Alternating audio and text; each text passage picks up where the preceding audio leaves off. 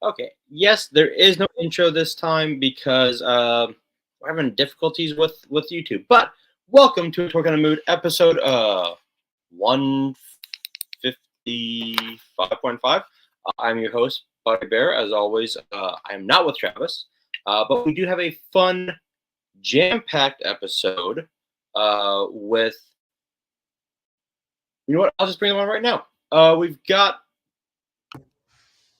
my good friend Lance Paul, aka the Traveling Nerd. What's up, buddy? What's up? Excited to be back. Now it has been a year and a half since we did. You guys never invite me for the G.I. Joe stuff, so I guess I'm just a He-Man collector. Do not blame me. Do not blame me. That is your roommate. That is your roommate who does the invites for G.I. Joe. Walk across the hall and yell at him. Yeah. Second guest, if there's one person who knows as much Motu and She-Ra lore as written, it is your roommate's former roommate, Stephen MC. What's up, buddy? Yes, hello guys. How are you? Good. Long time no see. Long time no see. Yeah, it's been this many days since Sunday. Yeah. Yeah. And then happy to be back. Wait, Stephen, were you over at Lance and Travis's? I was this past Sunday for their. You were invited, Bobby. You just didn't want to come. They had a video game party. I thought you were there for the football game, Stephen. We had a football watch party. I did actually watch the football game too. You watched sports ball? I did. Well, I mean, Travis Kelce was playing, so you know. Okay, fair enough. Fair enough. He did watch a whole game and a half, though. I'll say that. Yeah, that one of the 49ers versus the Lions, it was kind of a snooze fest. I was like, this is that was the best game. I mean, only the 5 minutes I was dragged downstairs to play video games where the 49ers came back. Yeah. Thank you, Travis. And then finally, our fourth guest. He's been on the show actually really recently. It is Mega Dre Retro. What's up, buddy? Oh, you are muted. Hold on. There we go. Easily stumped. Oh, he's. Are we having tech? Can't hear you, Mega. How's that? There we go. There we go. Voice of an angel. Yeah, I'm a professional. I know what I'm doing. It's good to see you guys. How's it going, Mega? Good to see you, Steve. Like, I know. I swear to God, I know how to use this. I like your little setup, Mega. Thanks, brother. Appreciate it. Your setup is killing me, man. Like, I love it. Love it. Yeah. Those two megas must have took forever. Oh my God, those are. I gotta say, I love Mega. Because I do a lot of work with Mattel. The boys know, and they give them to me, so they're so much fun to put together. But they're so much harder to put together than Lego, and then they mess up your fingers every time you're doing it because you'll get and then the directions are not the easiest. So you're putting it together, and then you get something stuck, and you're like, crap, this is super glued together, and I'm trying to figure out how to get it off and everything. But they've been fun. They got to include splungers so you can take them off. If you got something like that, it just doesn't always work as well. So you're using your teeth sometimes. Yeah. Now the reason we are all brought here together. Now, as I was talking to Lance, it's been about a year and a half since Lance, Stephen, and I all did a Master of the Universe Revelations, like a 2-hour long, when I had to edit in the dark days of A Talk in the Mood. But now Revolutions has finished. Just a heads up, this is spoilers. We are diving into everything. There is a lot to dive in. So, let us go in order or reverse order of everyone coming in. How do we feel about Revolutions, Mega? Do I have to censor myself here, or are we good to go? We are. You know what? Just hold on. Let's do a countdown to 5 minutes. So in 10, 9, 8. Screw it. Yeah, we're past the censorship part. Mega, give me your unfiltered, just raw opinion. I fucking loved it. It's I love the Revelation too, but this one just so many Easter eggs, so many notes that they hit. Bonus bonus things that you could catch if you were paying attention, and literally you blink and you'll miss half of the really important stuff that you need to pay attention to. And right at the end, just basically giving us more and praying that we get a third season. I mean, like, it was absolutely ridiculous, just nuts. Steven, you're unfiltered. Well, I remember your feelings about Revolutions. Revelation as a whole, I loved it, but Revelation of the first part of it, I was kind of like the typical He-Man lover, where I was just like, this is okay. This is an okay show. I was just like, I'm not mad at it, but this is not really a He-Man show technically. But then, like, once you take the two pieces as a whole, then it's great. Now for Revolution, I mean, it was a whirlwind, and it was wonderful. And I was just, I'm typically a very negative person. No. I mean, I usually am a naysayer, like, of our chat and our group, and I'm like, like, it takes a lot to wow me, and I was just really impressed, and I just loved the whole thing, and it really just made me happy and gave me all the feels. And Orko was, of course, great, and I liked Teela, like, hitting her stride, finally becoming the sorceress, which we all knew she was going to become. And it was just a really fun ride. I watched it twice. So I watched it once just to take it in, and then I watched it a second time to take notes for tonight's show. And I also, I analyzed each episode. So I've got, I got my binder over here of everything that the play by play. Yeah, but I really loved it. A plus work. There we go. Lance, your thoughts? Cause I talked to Steven about this already. I haven't gotten to talk to you about this yet. Well, we never talk. To take the words out of Mega J's mouth, I fucking loved it. It was so damn good. I gotta say, kind of like Steven, I was a little, worried that we'd kind of like repeat some of the issues we had in the first two seasons, where like it's not a fully He-Man story. And there was a few moments where even I was watching with Travis where I was like, oh crap, they're going away from He-Man. It's not gonna be a He-Man story anymore. And then it goes right back to the story. You can definitely tell Kevin Smith just loves the lore behind He-Man. He's things that we have always wanted as fans, he himself has wanted as well, even especially like the ending with how it all ends so nicely. It was great. There were so many like toyetic moments in there to where like another complaint I had with the first two seasons was like there wasn't a lot of variety of characters that we knew and loved as kids. The Revolution made up for that. There were so many like random characters that we hadn't seen for a while, and then all of a sudden we see them. We're like, oh my god, this guy's great.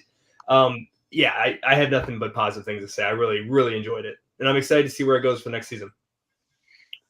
Well, that was my next question. I haven't seen talks yet about season 4. Just from what I know from inside sources, originally, and I don't know if things have changed. This was like a year and a half ago. Originally, Netflix contract with He-Man had ended with the end of this season. But the fact that they're leaving it open like that makes me wonder that maybe that contract got renegotiated or things changed on it. Because I just don't feel like Netflix would have left it that far open if they didn't have plans for a future season. Yeah. Believe it or not, this is actually season 2. Season 1 was split into 2 parts, and this is actually the second season. So we're looking at a season 3 possibly. Mm-hmm. You're correct. Right. Because I was looking online and people were referencing part 1 and part 2 of season 1 as 1 and 2. So this was 3, but this was 2. But it was. But let's get into the show because we have a lot to get to because there is so much there. Watching this, especially with this first episode, Keith Davidson. Keith killed as Hordak. Yeah, his voice was great. It was fantastic. But this Stondar. I know. That was one of my favorites as a kid. I was like so excited when I saw him. And the fact that Cam Clark voiced him with the 200X He-Man, like I don't know. Well, how did y'all feel about Stondar being the champion of a different planet? I liked his transformation because, like, I was just worried that, his transformation was just going to be he was going to fold over, like kind of like the action figure we had. That's true. And he actually morphed basically like he kind of looks like a putty from Power Rangers. Yes. There, and he morphed into like a guy made out of rock, which is great. And I really like that. I like the animation. I like how they did that. I was happy with that, and it was a good little nod. I mean, we always wanted Stone Door to be in MOTU, and he never was. I believe Rock On and Granada were in a POP episode. But I'm not sure that Stone Door was. Yeah, because I remember they were definitely in a POP episode because I just went and boned up on some of that last night too. I did a lot of research. There are voice credits for Stone Door, so yeah. It would have been nice to have some. And I get you, Steve. It made no sense for him to turn into a rock and just lay there, but it would have been nice to see something at the end, maybe where just like throwback to that, where like when he does perish, he turns into that rock. Because I absolutely loved that as a kid, that he would they would just turn into rocks and you kind of like had them there and then they would transform. Maybe that's just my opinion. I'm alone. I don't know. As a kid, you're like, this is cool, and as an adult, you're like, what? So your power is you turn into a boulder. Yes. Yeah. Great. That's a great way to hide from Skeletor and Hordak. It's like we're great spies. We just like sit them. Yeah. Oh, that's true. Actually, that's a really great way to. I mean, you're never gonna see him. Well, sorry, you are gonna see him. He's there in plain sight. It's really great. But the Mossman could be doing the same thing too. Actually, it'd be really interesting if you had Mossman growing on top of Stone Door. That would be a really interesting. Oh, that'd be fun. that would have been cool. Oh, yeah. Look, forgot the comments. All right. All right. So we got Stone Door. We had him transforming. Rio Blast. Okay, look, guys. Loved him. I loved him and hated him. Why did you hate him? You're from Texas. Rio Blast. That's funny. Here's the reason why he annoyed me. And Jay, you're up in Canada, right? Well, yeah, I try to be. Yeah. So you get a ton of like Canadian impersonations, right? Like I don't know if I get a ton of them, but I mean, whenever somebody's gonna talk about Canada, they usually say "a," right, a lot. So I mean, I don't think I ever say too much. I don't think I ever say "a" too often, but I do say it. I'm not gonna lie about it. Hearing Rio, like he was my favorite as a kid because he's a cowboy. He's basically, Texas, wrapped up into a figure. America. But hearing him speak was like hearing James Van Der Beek in Varsity Blues, okay? But just dialed up to it like 11. Loved it, but just like, oh, God. The yeehaws were hilarious. That was great. It was like so on the nose, like, Speaking of noses, Snout Spout. Snout Spout. Or actually, as he was referred to in the show, Hose Nose. See, there's a thing. It's funny because I kept doing that. As a kid, I kept calling him Hose Nose. You know what I mean? Like, that's actually what I called him. And, obviously his name is really Snout Spout, but as a kid, I was always calling him Hose Nose. And I figure there are more than just me who is doing something like that. You know what I mean? That when he made his debut in Princes of Power, he was called Hose Nose. Oh, there you go. Yeah. So I mean, like, again, there's a whole bunch of history behind that, I guess. But I'm just looking to find out. I want to find this island or this land that Rio Blast comes from. I want to see all these Texans for whatever, I just want to meet them all. I want to see his wife, because his wife, if she's anything like what was her, and it's not even Texas, but what's it called, Yellowstone. If she's anything like that woman from Yellowstone, I'll be yeah, she's just like that. And then, but her guns are like, they're still in the chest area, but it's just like different. And it's weird because they have two, like, and they shoot. I don't know. It's weird. So we got Rio Blast, which I already talked to Steven about this. Just, I loved him, but I hated him, but I loved him. He's a crazy character. That he just has guns that just pop out of his chest. look, that's like it's just like yeah, bam, bam, just like guns ablazing. You know what? He was you know who Rio Blast was? Rio Blast was the template for Brave Star, right? Yes. Yeah. Like he was literally one of the producers, one of the toy designers. He was like, you know what? We should do we should do a cowboy line. And they're like, what? Like, how do we test this? And you know, it's the end of the line anyway for Master Universe. They're like, all right, well, throw something against the wall, and here comes Real Blast, right? Because he's got all the telltale signs. I mean, like he's got the flip down feature. You know, obviously, it ended up being a quick draw kind of thing, but again, he deserves to be as a secret character in Brave Star, 100%. Like he fits right in. Amazing. I heard rumor that they are trying to reboot Brave Star actually too. That would be awesome. Yeah, that would be awesome. The original figure, though, and I think Bobby told me the original figure did not come with the Stetson, right, Bobby? The original figure actually. Hold on. Bobby has it back there. While Bobby's looking, I can't wait for this figure to come out in the Masterverse line. That would. Oh, I'm sure it's coming. Probably. All right. So the original figure. Let me go solo for just a hot second.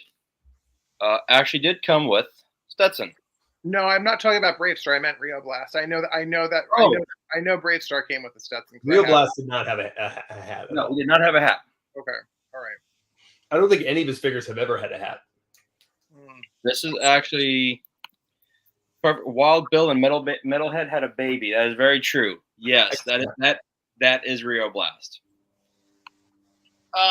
Yes, Rio Blast is the MOTU version of G.I. Joe Metalhead. You know what? Even when we're doing a MOTU show, we're still talking about G.I. Joes. All right. Bread and butter. Bread and butter. What's G.I. Joe? Real American hero, like Real Blast. Exactly. I know what it is. I love guys. I can't think of the dragon's name right now. Granomir. Thank you. Great callback. That was all right. Jay, Steven, remind me. Was he in the comic books or was he in the original cartoon? Oh, they made a figure of him originally, and it just never got shipped out. Yeah, he was in both. He was in both. They did a classics version of him. I own the red version because that's the one that was in the show. Yeah, there was an original version back in the 80s that I want to say that and the Giant didn't hit the United States, but they hit Europe, or they were going to hit the United States and never did, or something like that. No, there's no old version of Granomir to date. There is the two Giants. Those were released. Yeah, the Giants. Yeah, they were released in Italy, and I believe they were, maybe Jay knows. They were released in Germany as well. Megator and Titus. Right. Okay. Yeah. Gotcha. But there was no Granomir back then. Okay. Yeah. Sorry. Saw the chat. So what next we got? What's we got next? We've got R.I.P. The death of Randor. I have to say, like, granted, I kind of wish they wouldn't have mentioned that in the trailers. I would have liked to have seen that, like, organically in the show. But how do we feel about them killing off, Randor? They had to do something. They had to do something, move the storyline to further He-Man story. Yeah. Okay. Mega? I'm always torn because these characters are my absolute favorites. But you know what? We have to remember that when Adam was gone, like, they never actually said, but it seemed like it was like 10 years had been removed because we saw Randor getting older, right? We saw Marlena getting older. So he missed out 10 years of Adam's life. You know what I mean? It was kind of crazy. So yeah, it was a really somber moment, and it hit hard. It hit really hard. And I'm with you, Bobby. I think if they hadn't spoiled it in the trailer, it would have been a wham. Like, seriously, all of us would have been like, "What the?" Right? Because nobody expected it, right? And I mistakenly, I think it was Medar. I can't remember who the doctor was. Oh, yeah, it was Mendar or Mendar, right? Yeah. Yeah, because I thought that was Zodak actually originally when he first came on the screen. I thought it was Zodak, and he mentions that it's a condition which is very rare, and there's I don't know if there's any cure for it, but obviously there wasn't. I found it interesting that Randor just did not want the sorcerer's help to extend his life. I thought that was poetic. I thought that was actually quite learned from Randor. His time has come, right? And his son has to grow up. So I thought it was great, and it brought a tear to my eye. I'm not even like seriously. I welled up. It was one of those, but I didn't well up when he died. I actually welled up when Adam was actually telling his Billabike story. Mm-hmm. That killed me, man. Like my parents are still with me, so I'm very lucky. But I've been at eulogies, and I've said goodbye to friends, and it's always during the eulogies where things hit hard because you're remembering those times, right? And that was rough. That was really rough. Yeah, the one thing as we talk about this that kind of hits me is the fact that yes, he had. I mean, I was kind of assuming like it was like heart failure or something like that, but they live on a planet where you can literally have cyborgs. It's not like Rio Blast has his chest opening up with guns. You're telling me they couldn't put like something in his chest? I'm just putting it out there. Yeah, but how old is he? We don't really know. He could be 100, 200 years. We don't know their life expectancy. Maybe he was done. He's like, I'm tired. That's true. You like, and like Randor said, like my time has come. I'm done. Yeah. He was He-Man Iron Man. That was his life. What he wanted to do with his life, and then once that came, he pieced out. In every iteration of because one of the fun things I was watching about all the different commentaries I was watching Toy Habits, I was watching Geek Dad Life, I was watching all the commentaries on Revolution, and in every story that everyone's always agreed on, because like basically like Motu just pulls from all different kinds of canons, and every canon, as the story progresses, always has at least Randor dying. Maybe not always Marlena dying, but always has at least Randor and the sorceress dying at some point, because He-Man has to take up the mantle one way or the other, and then Teela has to take up the mantle as sorceress. So there's different variances of where the story progresses, such as the comics, the mini comics, all the different shows. But yeah, Randor is basically he passes away in every different iteration. Yeah, and on that notion, we also got to remember that this is like the world of Master Universe, the whole mythos behind it. It's taken from multiple different sources, but the main source where it really comes from in a lot of ways, even though they sort of deny it, but they really can't get away from it, is Conan the Barbarian. I mean, like it's nearly impossible not to see that the Frank Frazetta style artwork, all of that wonderful design. And the thing is that as a warrior king, right? This is the thing about Randor. He's lived his, like he even said it in the show. He's tasted triumph. He's tasted defeat, right? But he's also at that point where he's now had the chance to fight alongside his son, which was his biggest dream. His biggest dream was to fight along his son, because he never knew that his son was He-Man. So now that he's actually fought with his son, he felt his time had come, and you know what, he was ready, right? Yeah, I got it. We have to go to for Dietrich Bader. He did a great job as Randor's voice. Because Dietrich Bader was Randor. Gates McFadden was Marlena. Great job for her as well. Yeah, I kind of wish I would have kept it out of the trailer. I don't know. Yeah, makes sense. That gives so much away. Yeah. Now we got Skeletech, who we how do we feel about Skeletech? Because I liked him. Like, I know we've all said we fucking love the show. How we feel? Because guys, I'm gonna say this. Don't hate me. Comments. Don't shred me. I love Mark Hamill. Mm-hmm. That's it. Yeah. I love his Joker. Mm-hmm. I feel that Skeletor is just the Joker 2.0. I can see it, but I was getting a little Ed Asner Granny Goodness from his impersonation too, his portrayal of Skeletor. Like you remember the Justice League cartoon, right? The Justice League Unlimited Granny Goodness when Ed Asner did Granny Goodness. I was getting a little bit of that from Mark Hamill's portrayal, especially in this season. Like the previous season, maybe not as much, but I do hear a lot of the Joker, and I hear a little bit of Granny Goodness in his voice. And I mean, he's great. I'm not exactly sure that was the right casting, but I mean, we all love Mark Hamill. But I'm fine with it. I mean, it didn't really take away from the show for me.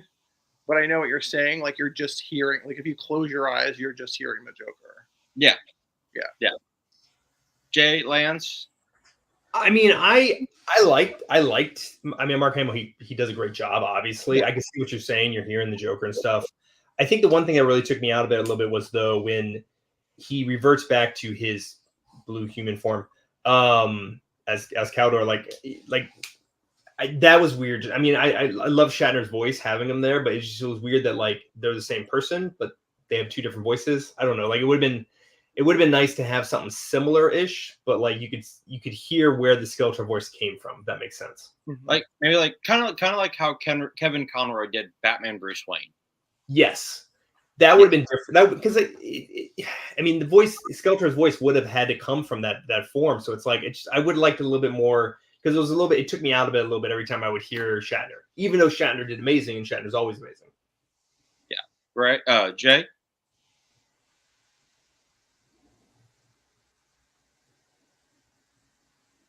You're on mute, Jay. Yeah, that's what I was wondering. Honestly, I'll say it this way. I like, and this happens a lot actually. I liked the cartoon. I don't really like the toy. I think the toy needs a little bit of work. But as far as the cartoon, as far as the anime, the cartoon version, yeah, this guy was dark. You know what I mean? Like he was doing Seven things from Seven. He was doing, he was talking to himself like Gollum. There was so many great things that were happening with this character. Like the writers had a lot of fun with Skeletech. And I have to say, I really enjoyed his character. As far as that Mark Hamill thing, whatever. I mean, like I hear the Joker. I just say no, that's Skeletor, right? Like that's how I choose to view it. And I will say though, and I said that I've been saying this in my my reaction videos. I'm surprised. I thought I would like him more than I would like Shatner because Shatner, usually takes it over the top. He brings in the Captain Kirk moments, right? But I'll be honest with you, Shatner did an incredible performance this time around. Like he hammed it up a little bit here and there, but for the most part, I was like, okay, I'm into this guy. I'm into Keldor. Now, obviously, when they did the switch, right? Every now and then he'd snap his finger and something would happen, but yeah, I could still buy it. You know what I mean? Again, he lost his face, he lost his larynx. And anything could have happened, right? So he's a different dude now, right? So that's what it is. True, and that's not me saying I didn't like I love Mark Hamill. I love his Skeletor. It is hammy and a little cheesy, and he does go dark. I won't lie. I was really shocked by Shatner because usually I'm not a Shatner fan, really at all. He surprised me. I thought he did a really good job. Especially as Keldor. Especially going like the whole like, oh, I'm your uncle, and then you're like, oh, because there were a lot of people after that first or second episode were like, wait, Keldor is Skeletor. Why are they doing this? And then the big reveal was, Motherboard was pretending to be Skeletor. I'm like, that's fantastic. Yeah, and yeah, the whole head in the box at the end. I didn't see that coming. I thought it was absolutely brilliant. It was funny because I was watching this with Travis, because people can say with the first 1 and 2 parts they're more of a Teela story, and I was watching this with Travis, and Travis was like, well, this is more of a Skeletor story, and he was right 100% because this is definitely you got to find out more of what made Skeletor tick and what made him who he was, which we didn't get as much in the originals. Yeah, and seeing that he is so I like the fact that Hordak just completely brainwashed him into being his acolyte. I thought it was great. But even still, Skeletor's an asshole. I loved it. Everyone's like bowing to Hordak, and Skeletor's still a dick. Yeah, but I would like the. Oh, sorry, I go. No, I'll just say this quick. At the same time, the apple doesn't fall far from the tree. I mean, like, holy crap, Hordak was just absolutely horrid to this guy. Mhm. You know what I mean? He was more abusive in not doing anything, like just these little quibs. You know what I mean? Like, I'm not talking to you. Like, wow, complete disdain for someone who just brought him a planet for the most part. You know what I mean? Like, just crazy. But again, that's probably why Skeletor's an asshole too. So, like father, like son, basically. Basically, Did any of you guys get any like Thor Loki vibes with like obviously Loki being blue and being the other child? And I thought it was weird too, where like Keldor was the oldest, but they don't really mention what happened to his mom. Was he like? Well, Stephen Lore MC, what can you tell us? So they touched upon that in the 200X series. So Skeletor or Keldor is a Gar, and his mother is also a Gar, and so evidently, maybe I think King Miro might have had an extramarital affair, and then begat Keldor, because then he married his well, I don't know if he had Keldor out of wedlock, and he begat him, and then he married his wife, and then begat Randor. But I know that Skeletor and his mother are both Gars, and they come from the island of Antmot Gar, the same island that Cyclone comes from, because they're with they're with the My blue. question though is in the 2000X, is Keldor the oldest then too? I believe he was, yeah. Yeah. Okay. Yeah. I didn't know that Keldor and Cyclone came from the same island. They do. Yeah, they're both Gars. Oh, all right, that's very cool. Now, while I have you, Stephen, Mm-hmm. these are neat little Easter eggs in Scareglow's. I know what all of them are except for the one in the middle. At first, I thought maybe it was that horn that Orko and Drael find, and then they, the smoke comes out of it because I can't tell if that's like if there's like the back part of it, if it's like because it looks a little bit like that horn from the front, but I don't because like it's not really necessarily Which one are we talking about? the one right in the middle. So That's a cauldron. That's a cauldron. Okay, It's a cauldron, yeah. Or a cup or something. okay. So I don't know. I don't know where that. Where do the other ones come from, Stephen? Well, one of them's the Mask of Shakoti, and then the diamond, that's the Diamond Ray of Disappearance. Yeah. And then the clock is from a golden book Yep. from when we were little kids. I think it was called The Problem with Time or Time Problems or something of that nature. I don't quite. I had it. What was it called, Jay? I think it was The Problem with Time. Yeah. Okay. And then that cauldron, I don't know where that's from. Do you know where that's from, Jay? It's a Filmation episode. It's hard to remember which one it is, but actually, it might be 2000X now that I think about it. I think the Toy Habits actually had that. Let me double check really quick. Sure. Toy Habits. So, but yeah, it's definitely wonderful Easter eggs on that note. And it once again goes to show that Kevin Smith really, really, I mean, just put his heart and soul into this.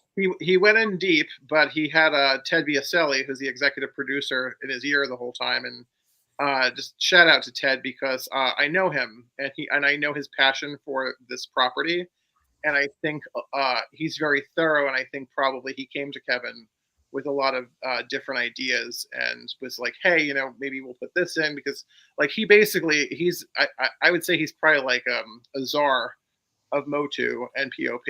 Like he probably knows more about it than I do. And I would say that half of the Easter eggs are there probably because of Ted as well. Makes sense. Damn. So, yeah. Do we have an answer, Jay? Hold on. I'm trying to figure it out. So that's the Mask of Shakoti. This is the Diamond Ray Disappearance. That is the Time Trouble. Sorry, that was the Golden Books. And then the last one is a Filmation episode. Okay. I can't see which one. Hold on. Sure. Yeah, give me 1 second. Give me 1 second. Sure. Next. Wow. We'll talk amongst ourselves. Yeah. Neither P nor nut. Was there any other Easter eggs in that scene though? I remember that was the main one, but was there any other ones that I don't remember seeing? I checked Easter eggs, and it was just this scene where it had a bunch of good stuff. And the scene did have the Shadow Beasts in it, which was interesting. That the Shadow Beasts always lived above Subternia, and also the Shadow Beasts transformed into like Vulture Beasts as well, which they never did in the past. Which is very strange. So it is actually from season 1, episode 10. It is a cauldron which was used, and it's the only episode where Prince Adam does not show up. Actually, one of the few episodes where Prince Adam doesn't show up. So very interesting. Yeah. Yeah. The new He-Man, because what cartoon would not be without new action figures? Because we're getting this Masterverse later this year. Okay, guys, how and Lance, I'll go with you because this is almost your lookalike. How you feeling about this He-Man, dude? I loved it. I mean, I loved that He-Man as a kid. With the battle damage and everything, I think it's awesome, and I think it's so cool how they kind of like put it together where like He-Man has to go off on his own. So now, of course, he has armor because why not? Yeah. And I will definitely be getting this figure because, like you said, it was one of my favorites as a kid. Just the whole like changing. Steven, what'd you think about this, buddy? I liked how Andra, like they had Andra give him that thing to put onto his crest, and that was basically he goes touches it, kind of like did like a Tony Stark, and then and the armor comes like over him after, like, because it showed how like intelligent she is as a man at arms, and I like how that they kind of explained how that armor came to be because they never really did that. That armor, as a matter of fact, I don't even think that existed in the Filmation cartoon back then, but they did show one of those armors, I believe, in 200X. It might have been that specific armor because they didn't show all of them. They didn't show Thunder Punch, and they didn't show Flying Fists, but they did. I think they did show Battle Armor He-Man. When I was a little kid, I had all the different variations of He-Man because I was just like a He-Man nerd. But as you know, toys are getting expensive, and I really just cannot afford to buy variant after variant. So I'll probably pass on this version of He-Man unless I can find it on clearance, because I already have basically every Masterverse figure that there is. Yeah, fair. I just can't afford to buy variants. To me, though, this is like if this is the OG variant of He-Man, just because like I didn't have. I mean, who knows? I may have had the other ones as a kid, but like this was like the first OG one to come out with like something totally different as a kid. To me, that's why it's just nostalgia, man. I love this figure as a kid. Yep, it's cool. Sure. And Jay, before I get your thoughts on it, I like the head sculpt on this one better than the other one we got. Mm-hmm. It's a better head sculpt. Jay, what you think, buddy? Yeah, you know what? Here's the thing. Okay. If you go back to if by the way, let's just take a second. If you go back to the cartoon, if you go back to the anime, yeah. Here's the thing, and I don't know. Sometimes I wonder about how this works. He-Man was like I don't know, the sort of power juiced him up here. He was like twice as big. He's jacked. I had that same thought. Jacked. He was absolutely freaking jacked. And then on episode 5, I mean, come on, that guy's. And here's the thing: what's with the size relationships going on here? I mean, you look at the toys; they're all basically the same height. He-Man is like 7 feet tall or something. He is absolutely huge. And then again, size relationships. We didn't really see too many times where Hordak and Skeletor stood next to each other, but on the last scene where they finally face off, he looked like he grew like another foot, when Skeletor was holding him up, and I was like, what is going on here? Like the continuity was a bit off, in certain regards. But if they were going to keep that with the Revelation moniker, then He-Man should be much bigger.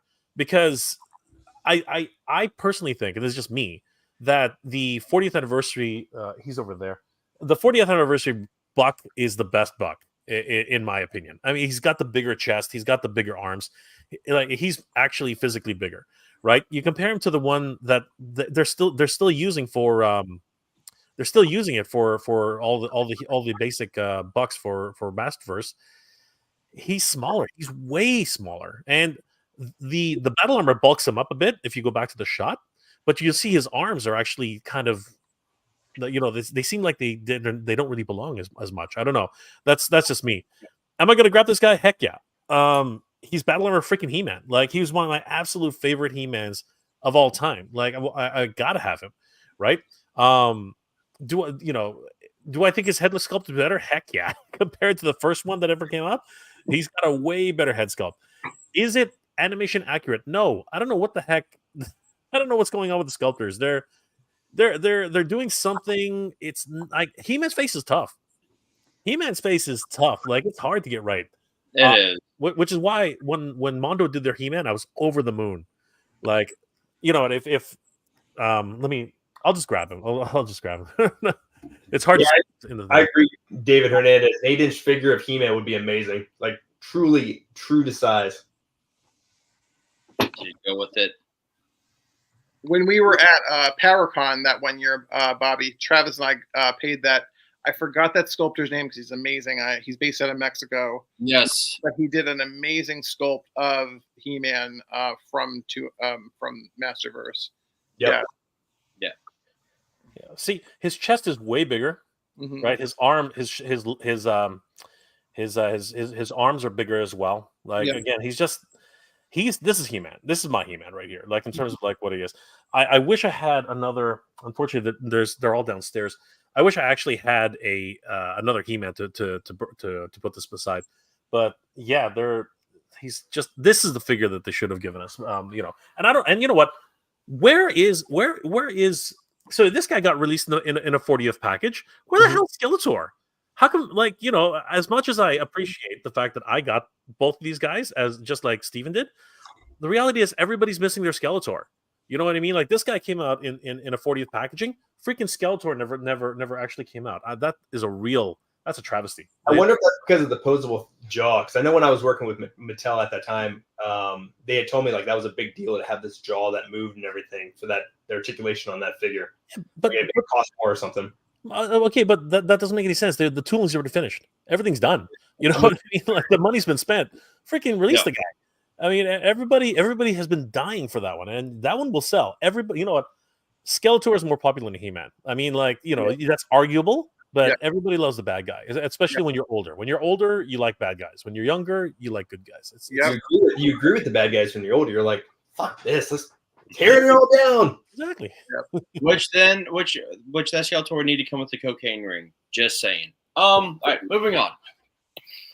The Titans. Now we will talk about this later. I love the Titans. Just real quick. The fact that these are buried under the ground, like, again, like, I don't know. I get where they come from, and I'll show later in the Easter eggs. But this is really cool. How do we think about this? Yay, nay. Do you want to see more magical? It was a MacGuffin, basically. It was a plot device. Basically, I guess it harkens me back to the Christmas episode when there was the Monstroids, and then they came out of the ground, and like just all of a sudden there's Monstroids, and like all of a sudden now there's these Titans. It's like, fine, like, I'm like, will I get them as figures? No. If they make them, like, probably not. Like, they'd have to crowd. Yeah, the Titans look like they were from Cobra Law. They do, and like with this specific one, I'm getting Majora's Mask from Legend of Zelda. Like, it just looks like it with like the teeth. They do. And the googly eyes. It's just, I'm like, that looks a lot like Majora's Mask from Legend of Zelda. But I was fine with it. It was just basically a plot device just to, show Andra and how awesome she is, and like, Keldor like stepping up and, being like, hey, like, I'm legit, guys. No, really, wink, wink. Like, I'm actually legit. I'm not trying to like take over the throne and, betray the Master Universe. I'm actually like, I'm trying to help. So it was a plot device. It's fine. I didn't love it, but like, what are you going to do? Like, you got to do something. So it's fine. Well, there's so much He-Man lore to pull from. They had like, this is something new. Like, I don't remember this being any of the content. So like, this is brand new. Is there a need to create something new like this that we would love to see something else that we haven't seen yet? Yeah. Maybe the Giants that were sold in Germany. I'd love to have seen them. Yep. I'm on board with Steven. I thought immediately that these are the Monstroids. Like, I thought that the way they came out, the way they were awoken up, it literally was like, because I just watched, this past holiday, I literally just watched the Christmas episode. So I was like, I was literally waiting. I was like, okay, the Manchines are going to show up now, and they never did, right? So I mean, that was funny. And to me, I think there's a Resident Evil fan in the design team, because Resident Evil 2 has this exact monster as a actual monster with eyes everywhere, right? And quite literally, somebody went monster crazy with this one, right? And funnily enough, later on we see Monstroid. I mean, he actually is one of the freaking machines. So it's like that got me up my chair. That was literally like, holy crap. And is it just me, we might actually get that in another Easter egg? But one of the faces of the Titans, again, you know what? Maybe we'll get back to that a little later. So, yeah, we actually, I do have Monster in one of the clips, but we'll get to that in a second. Hordak fighting Skeletor was great. Fright Zone. Fright Zone. I saw this. I was like, oh shit. Yeah. Now let me ask you this, because we'll talk about this later. However, last year they did the fan poll, like what we want to see, and it was we eventually got the Snakeman's Lair, but Fright Zone was one of them. Now, if Mattel had waited to do the fan poll after Revolutions, do you think we'd get the Fright Zone instead of the Snakeman's Lair? Yep, I do. Probably yes, but the thing is that the outcry is that shouldn't be a crowdfund. It's not big. Like they could sell that. They could sell that on Mattel Creations if they want to. Yeah. That doesn't need to be a crowdfund though. Like I agree. At most, that should be. I guess with maybe $50, maybe 60. But like, how are you going to sell like a full scale playset like Grayskull or Snake Mountain when the Fright Zone's like half the size, and then and then crowdfund that? It just doesn't make any sense. It's just, there's only so much that fans are willing to pay out of their pocket, and I'm disappointed that we didn't get the 1-2 punch of the Fright Zone. Like it was like the Horde Tower and then this together. Like if they would have did that as a crowdfund, that would have been awesome. Like like where Hordak sits on this throne, and then all his loyal subjects are at the bottom of the stairs. And you got those metal tendrils that come out, like like when you see the silhouette of it, and then I wanted the slime pit in here somehow. All right. Well, Turtles of Grayskull line, right, Bobby? So, I can't say anything else about what I may or may not know. No, it's been teased. Yeah. I've been talking about it forever. I mean, it's got Shredder's head on it, right? They're basically the way I look at it with the slime pit is that they're utilizing the tooling to be able to get two play sets out of one. Yeah, that's basically what it is, right? Because literally you could just swap out a skull for a Shredder, right? And it's the exact same thing. Yeah. So the slime pit is coming 100%, at least for Origins, right? But I totally agree, Steven. This should not be a crowdfund. If it is, it's got to come with a hell of a lot more. It can't just come with a freaking puppet. It can't just come, or it's got to be twice the size, right? And then do a lot more. Like it's got to have a trapdoor feature. It's got like one that actually is not just on top. Like, they talked about a whole bunch of things. But literally, when the fan vote came out, I was like, if this actually gets voted in, I'm gonna revolt, because that's ridiculous. We should not be paying, X amount of money for a freaking playset that is smaller than almost everything, right?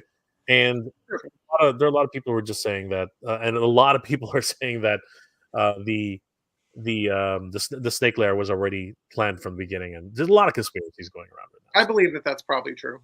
Yeah. So. All righty. Moving on, we've got Grizzlor and Leech and Mantenna. Yep. I wanted more of these guys. Lance, are you with me? I wanted more. I love the fit because I've seen Grizzlor already. I've seen him in person. I've held him. He's an amazing figure. I'm so excited for it. I loved everything about this. I thought it was so cool because it's bringing back to all the heritage of characters we loved as kids, and these are some of the best He-Man action figures before the end of the line. Look, Lance, look, it's Green Sucker Guy. You couldn't remember his name when you were at Comic-Con, and it was like, oh, did you know, like, by the way, like, I heard that, like, Wave 14, I believe it's Wave 14, right, Jay? That Leech is supposed to come out, and like, whoa, by the way, Wave 14 is supposed to have Green Sucker Guy. I'm like, do you mean Leech? What had happened was, I'm seeing Leech. I couldn't remember his name to save my life, and I'm trying to describe to Steven what I saw, and Steven's like, he's never let me live it down since. Ever. I was like, do you mean the figure you had as a kid that had the suction cups on his hands? That one, Leech. Yes. Okay, cool. 35 years ago. I just didn't remember his name. Okay. I love, and I'll say this: I love the fact that at the beginning, when Stondar was going to fight Hordak, he's like, "I don't fight my battles." So like, okay, that's good. That was a Kingpin-esque move. Mm-hmm. I hire well. I hire well, and he does. Yeah. This is fantastic. For the life of me, I can't remember. Didn't Mantina, like hypnotize? Wasn't that his? No. No. He would stun them with his eye beams. He had a stun feature. He also had a destabilizer beam. Mhm. He had several things which he could do to disable his foes. But Do you guys want to know something really fun? By the way, Sure. it's pertaining to the Horde characters. Something that was brought to my attention to one of my friends that I used to talk to and go to PowerCon with. His name is Augie. He said that all of the Horde is archetypes of the universal monsters. Like Hordak is Dracula. yeah. Menten is the Fly.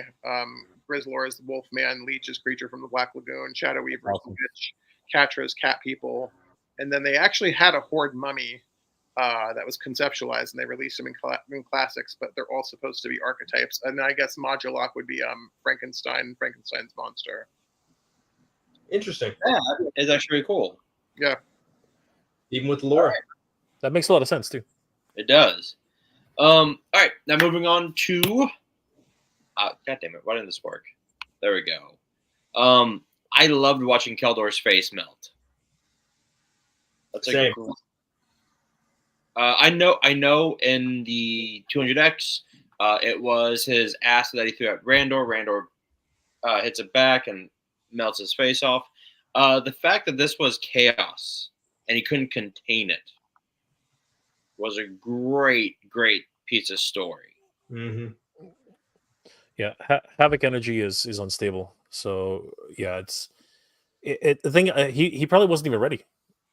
Right, he probably was not ready for the power, right? And it probably overtook him, and maybe, or it could have shown his true colors, right? Like that. There's so many things that happen here, but yeah, no. In terms of this was the most like, other than there were probably 3 moments in the show where its PG rating went a little bit overboard, or like underwhelmed, right? There was this melting face, the head in the box, which again, the movie 7, amazing, Yeah. and of course, the killing of the killing of Hordak, right? So, yeah, this was amazing. I loved it. Well, it's also like really, it really explains too why Skeletor hates He-Man so much, because you got to figure Skeletor is given this power, he can't control it, can't contain it. He-Man's given the power, and he's this weakling kid, and is able to control it and contain it. So it just gives more reasoning why Skeletor hates him so much more. Yeah. Especially at the end, but like every good cartoon, again, we get Skeletech and Keldor. Now, Jay, you were saying you didn't like this design. Yeah, originally when I first saw it, I was like, "What the hell am I looking at?" Right? That was the big thing that I was like, I don't really like it, right? Having watched the show now, I mean, yeah, of course, there's things to enjoy about this, but I will say that it's still something of a design which I'm not really on board with. I will say I really hope we get the final form of Skeletor, and I really hope that they do a Visionaries type of thing where they have a hologram right in his chest, because I would love to see that. Because as soon as I saw him on screen, I was like, "That's a freaking Visionary!" Like that's the first thing that popped into my head as soon as I saw him. Yeah, I agree. I wasn't the biggest fan of the staff being part of the arm now. Same. That was I love everything else about the figure. I think it's a great figure. I even like the design and everything, but the staff as the arm, I just wish we had something a little bit better. It just seemed, I don't know. I think they delved too heavily into the machine part of it with that, I think. I'm gonna wait for clearance for that one too. The one thing, and I get why they had the staff as part of his arm, because he is so attached to the staff. For him, it's his power, so it is his a piece of him. I don't know how they're gonna do it in the figure, but it'd be cool if it was like just bendable. Yeah. Like, It might be. Yeah, I don't know. It could because like they don't show them bending it. Like it's possible that it is bendable. Yeah. It might I be. don't think it is from what I've seen, but Okay, I don't know. It morphs. I mean, like I don't know about the toy, but in the show it kept morphing, right? It kept moving as it needed to for him. So you know, again, there's a lot to be looked at here, but I don't know. There's something about it. It could be the feet. It could be something. I don't know. I'm just more of a traditionalist, I guess. You know what I mean? I love Skeletor having Skeletor features. I guess I don't know. Well, speaking of, we do get Keldor. That went up for pre-order today. Yes, it did. I'm gonna pass. Either pass or clearance. I'm not entirely sure yet. I think it's an amazing figure. I don't, unless you're a huge fan of the new show, I don't know if you need it, but yeah. Soft goods cape. I mean, I'm a huge sucker for soft goods. I think they did a great job. I bought it. Did you? Yep. Okay. I mean, it's Shatner. It's a different version of Keldor. I like the soft goods cape, which I could always take off and use it for, throw it on my White Queen from X-Men. The crown I could use on other figures too.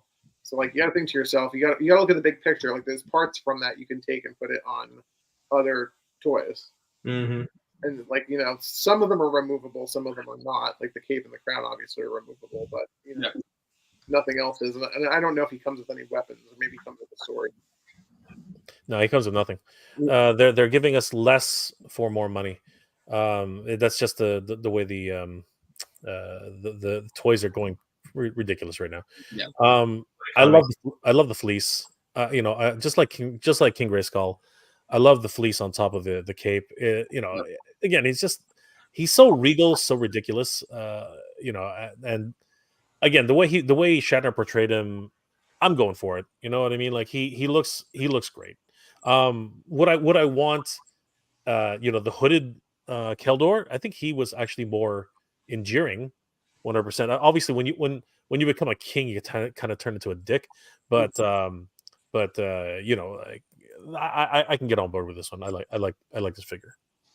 Okay. The hood would be amazing because the hood would be very nice to use on other figures. Yeah. Yes. Agreed. Agreed. All right. I love this. Now we are getting this 2-pack. Orko Gwildor. I love Gwildor in this. I love Orko. Orko's always been one of my favorite characters. And we'll get to this Easter egg. How the I'm ready. Big Bad Toy Store. They delivered already? That's awesome. What are your toys? Big Bad Toy Store. I gotta say, I was so when Gwildor came on and like they mentioned briefly a little bit about the live action movie, because even Man at Arms kind of or Man at War now kind of talks about it a little bit. Like I was like, oh my god, they're bringing everything together. I thought it was so cool. I got so excited. I was like hitting Travis. I was like, oh, this is amazing. And if you look behind Orko, there is the car from the movie. The Studebaker. Mm-hmm. Yeah. Oh man, no, I couldn't be happier. First of all, the fact that Orko actually came back, and we know he's actually an ascended being of some sort. Like he's just wandering the earth, because Adam had to actually wear him in order to enter Subternia, right? Because no living person can enter Subternia, right, without the key, right? So the Havoc, the Havoc is key, and the fact that Orko is again kind of like a Gandalf type character, like Orko, like a lot of us are calling him Orko the White, which is awesome. Yeah. He's just such a I love Orko. You know what I mean? And Gwildor's my okay. I don't care what anybody says. Everyone makes fun of me of this. The Master Universe movie is my all-time favorite kids movie of all freaking time, and I love it. I love it. People should take another look at it. You know what you do? Here. I got a tip for everybody. Cut out all the Earth bits, and you have the perfect Master Universe movie. It's just great. It's literally just bravado. It's freaking Skeletor being super sinister, and He-Man being a lumbering superhero who doesn't really talk much. It's a great film. No, I'm just kidding. It really is an amazing film. I love the film. Everyone should watch it at least once in their life. A lot of people just fight me over that, but I really love it. And Gwildor, Billy Barty, oh my god. He stole every freaking scene it was amazing with all those prosthetics and everything that was there.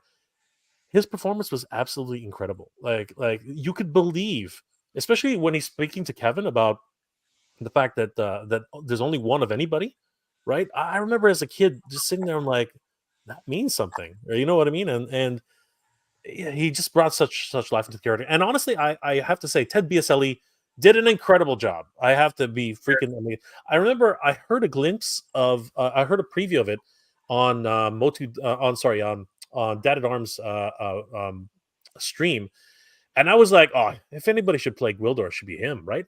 And I was so scared that it was going to be Shatner because of the way they drew him here, and I was just so freaking scared. And then finally, it was revealed that it was not him, and it was Ted. And I was like so happy. It was crazy. I love the fact that Orko gets jealous. I mean, it's just if there's one person who shouldn't get jealous, it's Orko. And he's like, I'm better. Like, all right, this is great. He's jealous of Wildor because that was supposed to be the Orko character in that movie. Yep. That's right. But then because of budgeting and because, like, I remember going to go see that with my mom and dad. And, you know, Lance, Bobby, you know, I was a spoiled little shit.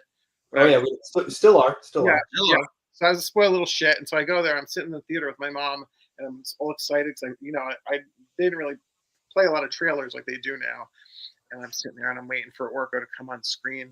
And then Tila and Man at Arms and He-Man go like visit this character, to go get another cosmic key or whatever. And I'm like,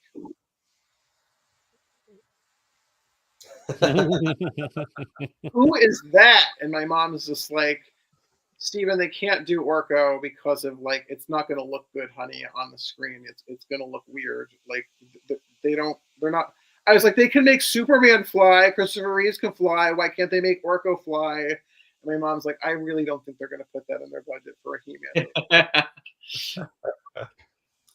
I mean, how like they were so combative because like as a kid we always wanted Orko, and we always had this idea of like what would happen if they met, and then what we got was exactly what I envisioned as a kid. I thought it was perfect.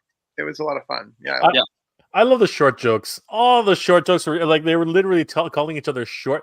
It was a short competition. I was like, who fights over being short? Like, come on, guys, this is just ridiculous. These two apparently do. Apparently they do. That is the most awesome thing that's ever happened. And it's only what's it called? Magnified by the fact that Mondo actually shows Orko's freaking feet.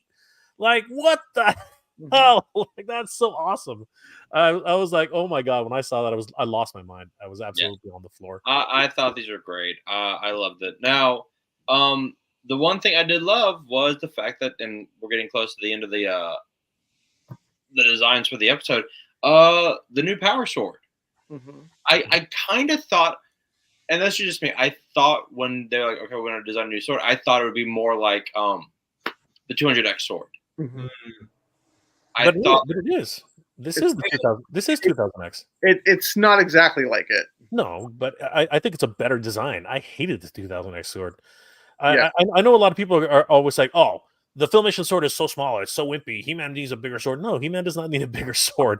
If you look at all the samurais that are out there, they're not bigger swords. They're like swords are not meant to be. You got the Swinehänder or whatever the heck it is. Freaking piece of metal that's on a stick. But this is so iconic to the Master Universe, and now. Again, the fact that it transforms the way it should, because like I really could not get into that stupid gigantic 2000. I know people love it. There are people who swear by it. They're like, "This is the best sword ever." I'm like, ugh. I just couldn't get it because again, I grew up in Filmation. No, I agree with you that design sucks, but I'm just saying that this sword doesn't really, because the other sword it was more like pointy and it was more like basically the other sword looks like it's made out of like machinery, where this one looks like it's somewhere like a hybrid. Yeah, but I prefer to think that that's exactly the way it should have been. Yeah. like Gwildor should have made the sword to begin with. Is what I'm trying to say. True. I love the fact that it has a video game. It's got a video game feel to it because every time it gets hit with a certain amount of energy, it charges up, and it hits again, it charges up, and it hits again, it charges up, and then that's actually there's another MacGuffin, right? Like this is actually for a while. This is the sword. The sword is actually the thing that actually needs to fix the universe, right? So it's again just awesome. Yeah. Well done. So well done. Now getting into the final transformation, which, I mean, I've been a fan of He-Man since literally I was like 1 for 40 years. I'm not 42 yet. Same. This finally happening Mm-hmm. was like fucking finally. It's like watching your two best friends. You're like, oh, well, they won't they? It's like, oh my god, just fucking kiss already. It's like in Muppets Take Manhattan. Somebody's getting married. Somebody's getting married. Now everything about the transformation was great. I loved Lance when I thought it was to you because you actually watched the CGI, the new MOTU one. I didn't watch it. That straight out of the new He-Man. Yep. That's his logo. Yep. Yeah. Keep in mind, if anybody has not seen the CGI one, it is actually a lot of fun. It's somewhat. Past the first episode. It is so good. Honestly, it's a great series. People, it gives backstory for all the characters that you just didn't know there was a backstory for. Like it's the Beastman backstory is one of my favorites. Like they did a great job. Yep. I watched the first episode. Yeah, I have a 3-episode rule. Give it 3 episodes. If you can't stomach the 3rd episode, kill it. Do you want to go back? You want me to go back later, Jay, and give it another shot? I'm telling you, give it 2 more episodes and see if you like it. If not, kill it. All right. But there's what it really is it really feels like and you know what? Here's something I think we should all take a step back and remind ourselves. It's a kids show.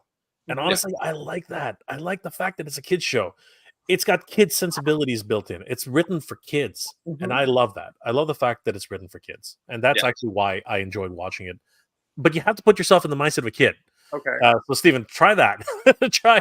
The way that I am about some stuff, though, Jay, is like one of my New Year's resolutions I was telling Bobby is like, rather than me crapping on things, what I just do is I just say, well, I'm not its target audience. It's not made for me. It's not, it's not my jam. Like I could still like my 200X. I could still like my Filmation. I could still like my Revelation and Revolution.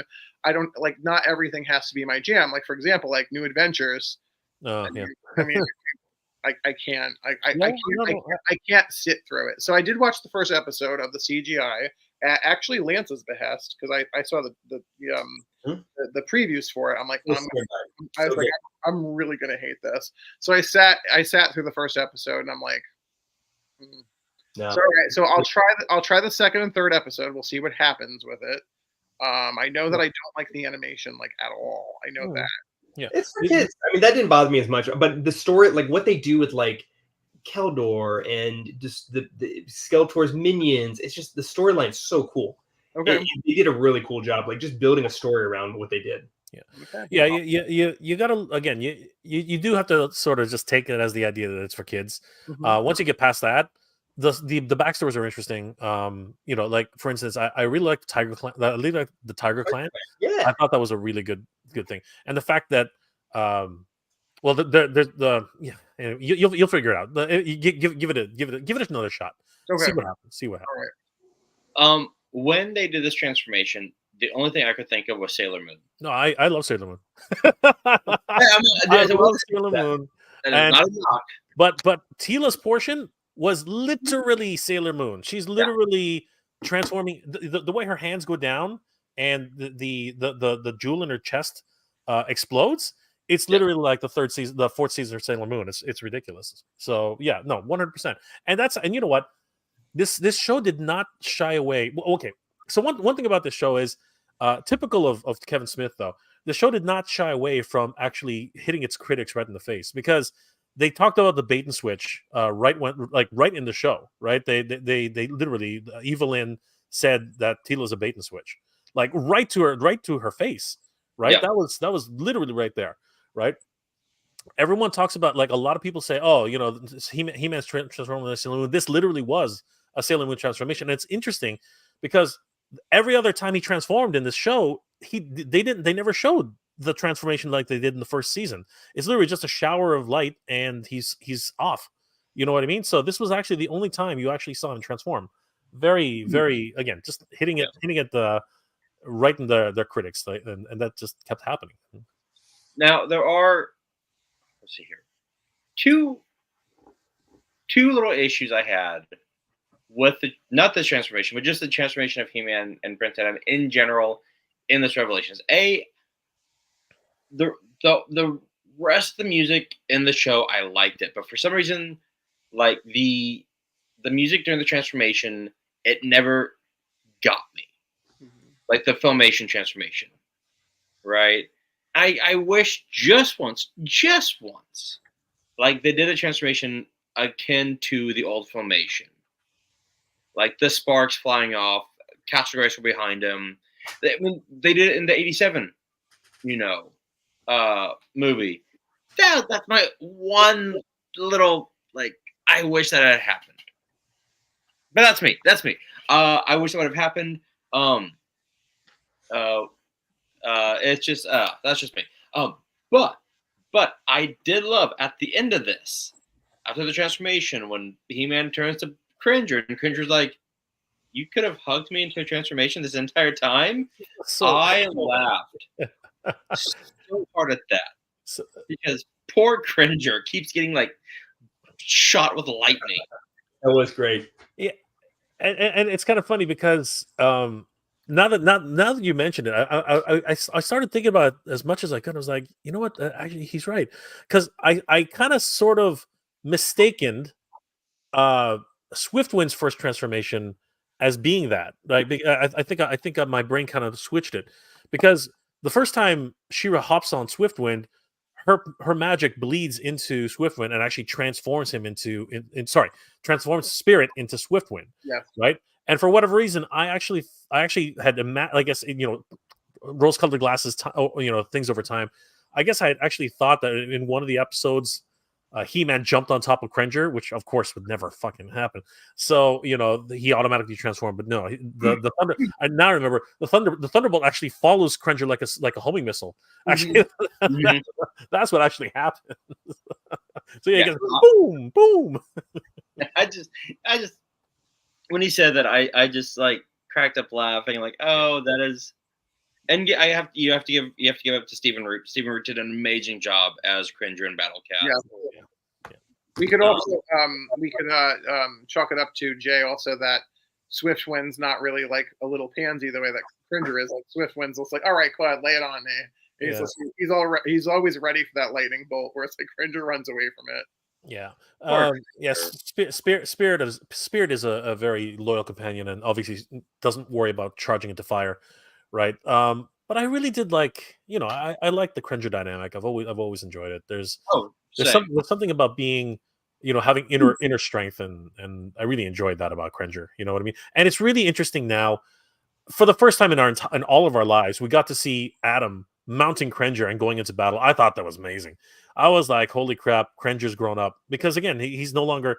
Ever since he had to learn how to protect other people in Revelation, he really has taken charge. I mean, he's still got the meek look, but you don't want to mess with him now. He's yeah, exactly. He'll bite you.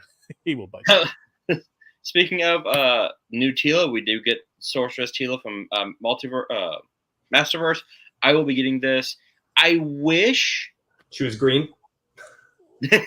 We're gonna get two more. We're gonna get two more. We're 100% gonna get two more. Actually, no, we're gonna get three more.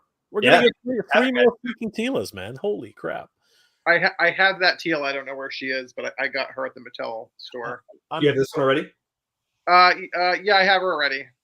Actually, she was the last wave. They're actually starting to ship the Mechanic wave. That's cool. Yes, because some people are getting Mechanic already, which we're gonna get into why things are hard to find. That's another part of the segment of the show. But yeah, so like the only way that I can really get my Masterverse figures at the moment is either through fans channel, like either Entertainment Earth or Big Bad Toy Store, or the Mattel store that's in El Segundo. And that's usually where I get most of my stuff. I just saw Shark in the chat. I didn't know Shark. Are you a Motu fan, or are you here because you thought this was a G.I. Joe show?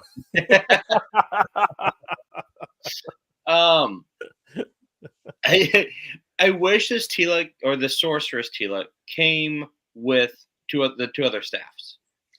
They won't because they want no, because I know. each of the stats has to come with their counterparts, right? Like Yeah. Havoc has to come with no Sorceress of Havoc. The Ka has to come with the the Snake Sorceress, right? The Green Goddess. Bobby, Right. you can't be cheap. You got to buy all 3 figs. I'm hoping for a 3-pack. You know, the way I'm looking at this, I'm thinking that they're going to do a Mattel Creations 3-pack. You know what I mean? or the next Comic-Con exclusive. Oh, that would suck. Okay. That would absolutely blow. If they freaking do that, I'm gonna write Mattel and tell them this fuck off. It's all right. I'll get you one. I go down there every year.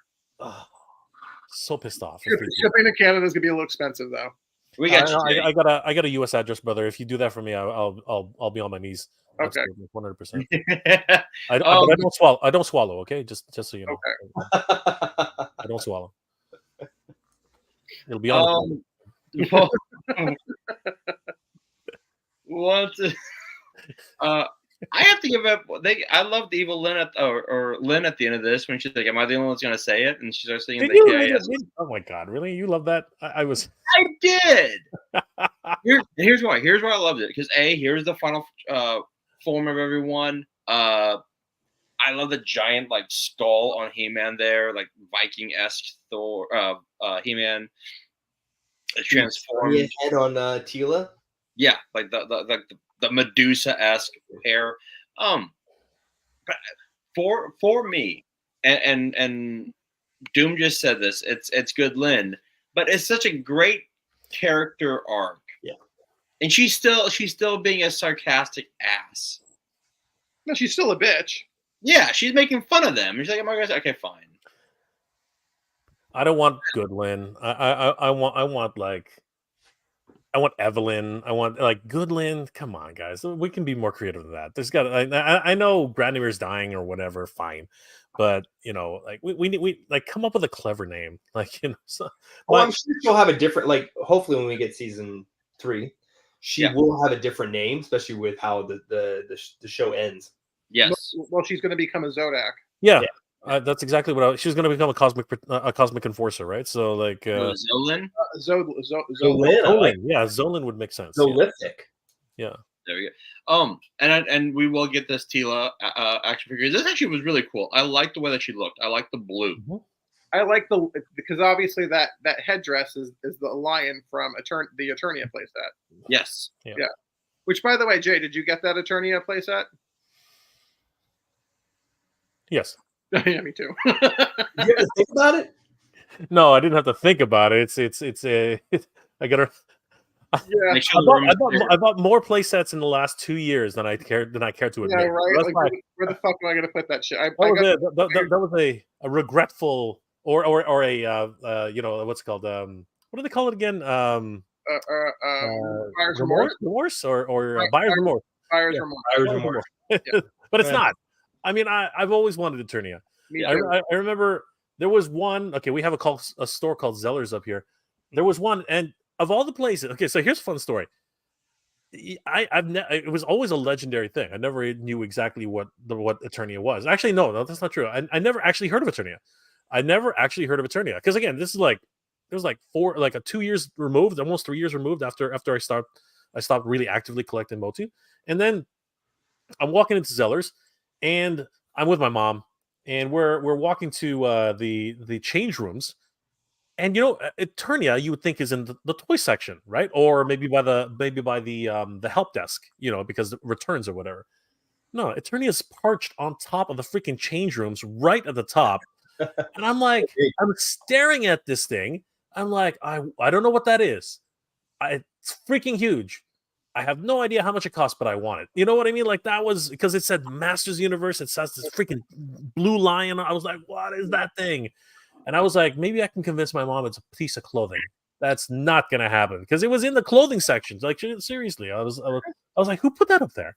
Oh God, I've always wanted that thing. The reason I didn't get mine is didn't get it because I still have my Eternia. I still have my original one. I know someone in this chat. Lance, was trying to get me to sell my original to buy this one. He's like, just sell it. Yes. No, you don't sell the original to get the new one. No, you don't have the tracks though, Bobby. Yeah, I have the tracks. They're all intact. None of them are broken. They're all intact. Really? The new one's better. You have I agree, but you have a complete Eternia playset. I'd say mine's like 70% complete. You don't have the Moat Monster. 69%. The moat. He does have the moat monster. It's built into the freaking moat. We Maybe he doesn't have the moat, Mega. Maybe we'll be getting Maybe he doesn't have the moat. behind him. Modi gets his own box. Did you see that? Yeah, you know what? I think he does. I think you're right, but I don't think it's going to be exactly the like I said this in my video. I think it's still under development because that one looks like a really early prototype. It doesn't have a bio. I mean, what kind of bio can you give Modi, right? But you know, there are things about the box which need to be fixed. So I don't know. I think it's a very early prototype, but yeah, amazing that he gets a box. And they didn't even say he was going to get a box. I know they said King Grayskull is going to get his own blister card, right? But the fact that Modi gets his own box, damn, that's crazy.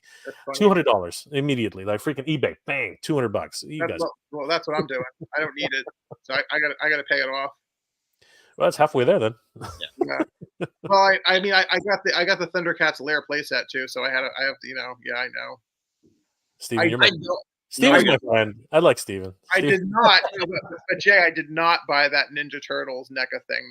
That no, why would you? That's why, Steven, you and I can be friends. I would never buy that. $300 for that piece of shit. I would never buy that piece of shit. You gotta see what Steven and I, we're like, Steven and I are like this, man. Steven and I know what's up, man. Yeah, I built my own for $100.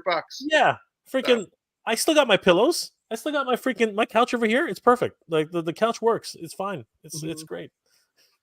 And fuck, I got a cat's lair. Who fucking needs a freaking sewer playset? Oh my god.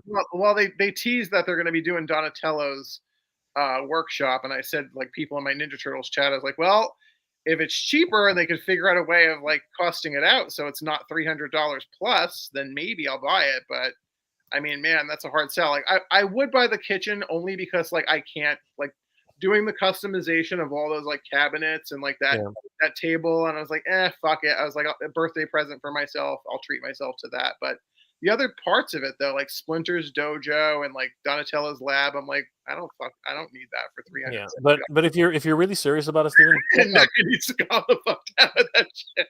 Yeah, right. It's right true. on, our chest.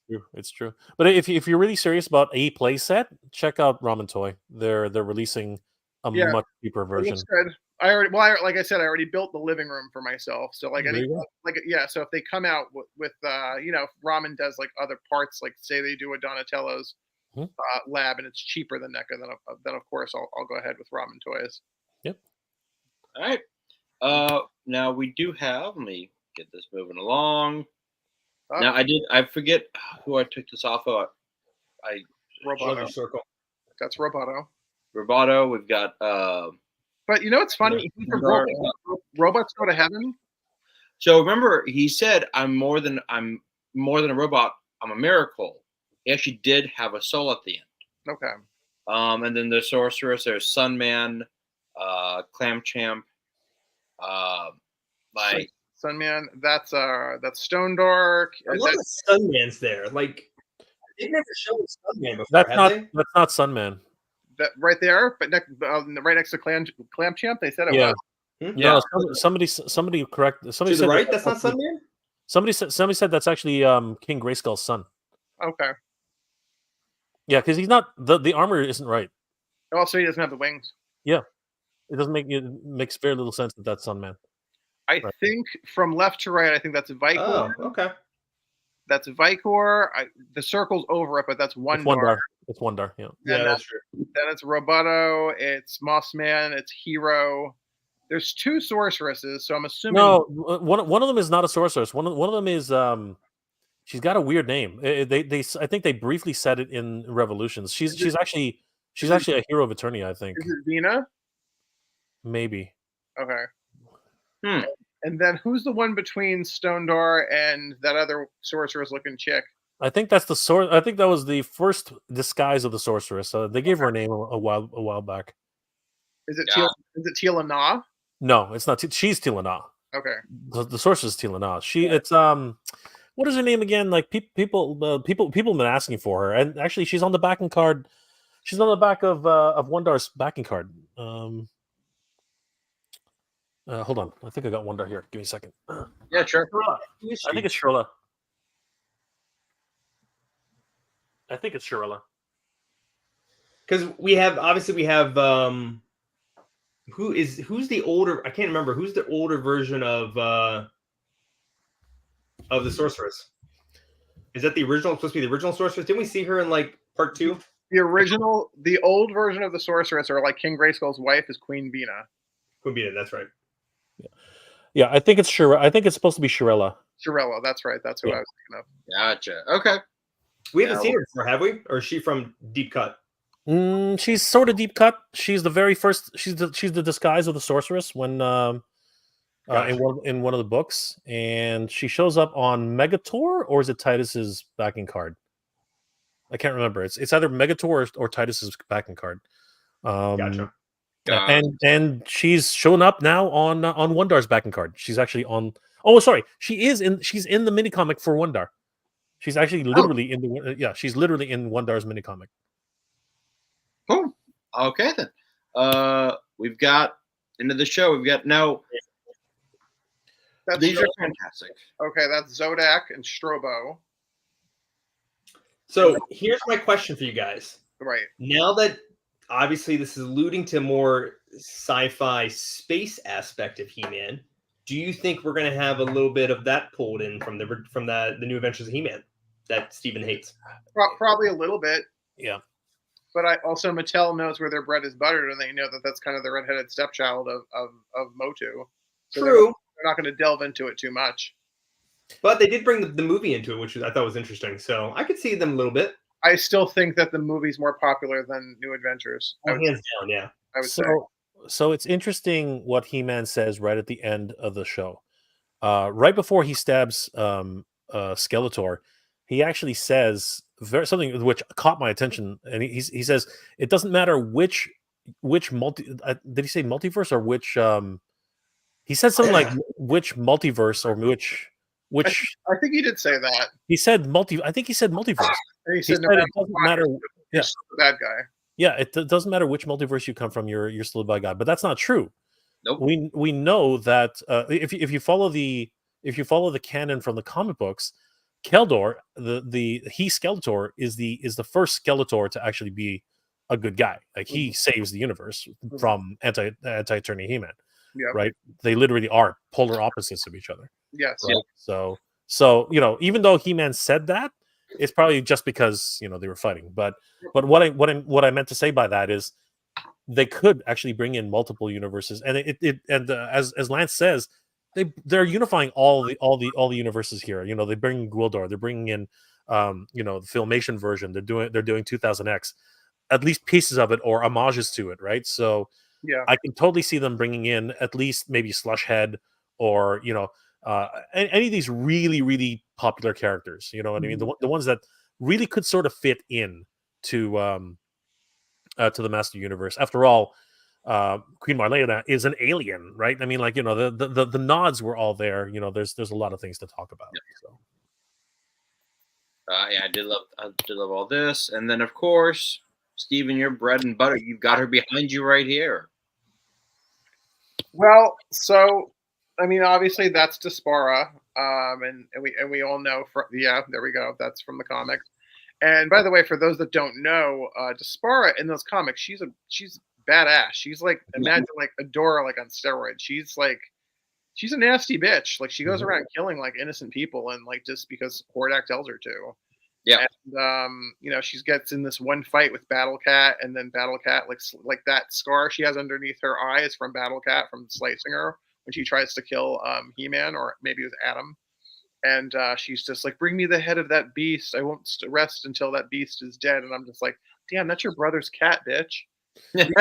Your brother's cat. So I just know what happened to my sister ever tried to kill my cat. We'd have some problems. But anyway, so she's, I don't know how they'll do it because of rights issues. And I was just the other day, I was watching Pixel Dan talk to I forgot his name. But I used to see him at the PowerCons all the time, and I think Griffin Newman was on with them too. And Pixel Dan knows a little bit about it as well. that Mattel has the toy rights to She-Ra and Princess Power, but they do not have the cartoon rights or the visual rights, as they say.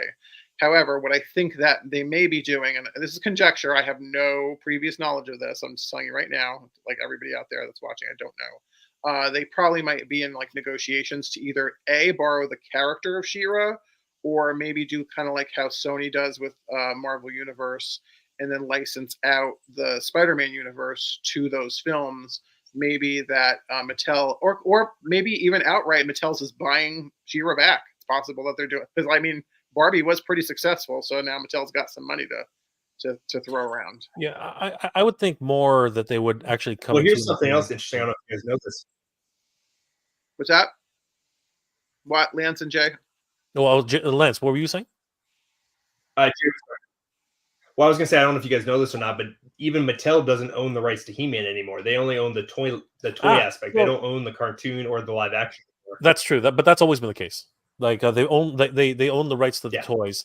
The cartoons it just became the case. So like they did own the rights to the cartoon, but the contract they signed just came into effect literally like this year, next year, like within this next couple of years, or it already has happened where like they signed the contract around like 2000 when everything was going bankrupt for Mattel. And then it was gonna be like 2020 or 2023, somewhere around there, that then I think it's Universal takes over the rights for anything like that. They can still make the toys. They have the first right to make toys, but they don't own the rights to the cartoon or live action anymore at all. And it's interesting you should say that, because Toy Habits actually just dug up an interesting renewal for the naming rights for Master Universe.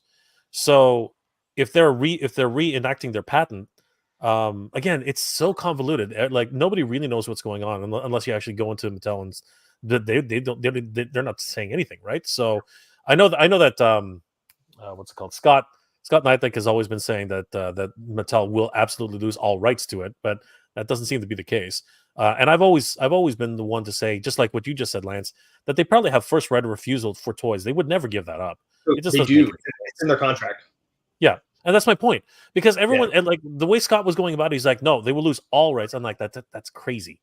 We're talking about a toy company here. They would never. They would at least keep the first right of refusal. Like that makes no sense. Right. Which is why it was very important for them to make as many toys as they could. I agree with Scott in this part. It was important for them to make as many toys as they could to prove that they could still do it, and that first right of refusal could still stay with them, right? Yeah. Because again, after that, everybody's doing it, right? And again, it's kind of like what Hasbro's doing with all their properties. I mean, G.I. Joe is being touched by a lot of people right now. 3-0 is doing a couple G.I. Joes. A whole bunch of different companies are Super 7, exactly, right? Yeah. A lot of people are in on that train, right? And Mattel will eventually have to sort of capitulate on that too, because again, the market's getting so hard, and the toys are just getting more and more expensive. It's crazy. But anyway, I'm glad that we see Diaspora here, and that there's hope that we will. I mean, probably they won't be able to go with the whole Secret of the Sword storyline per se. Mm-hmm. Because the sorceress is dead, and she gave the sword to Adam to go find her. She won't be able to meet her dad anymore because he's dead. So, and I don't know that I'm assuming they'll probably go along and introduce Shadow Weaver, that she like cast a spell on her, and now she believes that the Horde's good people, and like everybody from Eternia or Etheria, they're all bad people, and like Hordak's her dad or her master. Yeah. And then probably I don't know how many episodes they would plan on doing of season 3, but they'd have to do like enough where it's like they could, flesh out Diaspora a little bit, but then maybe if that's a one and done, and then we're just done after that, they'd probably have to maybe have her turn into She-Ra by episode 5. Yeah. Right. Yeah. I'm curious if they would just go with the straight adaptation of the comic, though. Because it would solve a lot of problems on that end. But it's interesting how they sort of went from in the first season was kind of like they really implied that it was very adult, because we saw the sexual innuendo, we saw the actually it wasn't even innuendo, they literally sort of like got that grind on, right? We saw the stabbing of Prince Adam, we saw a whole bunch of stuff, and that was really toned back here. I mean, yeah.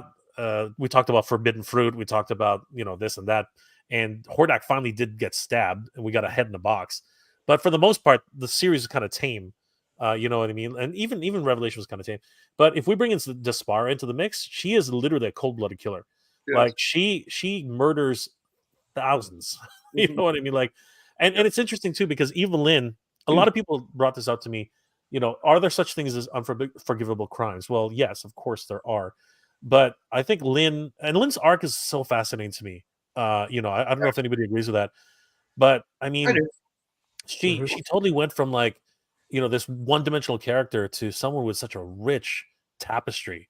What happened at the end of Revelation is kind of weird, obviously, but I look at it as if she literally said, "No, fuck it, the world's going to end because I don't want to live in this world." Right? That kind of thing. She punished everybody, but she worked really hard in this series to win back, and be forgiven, right? And I thought that was endearing. I thought that was really endearing.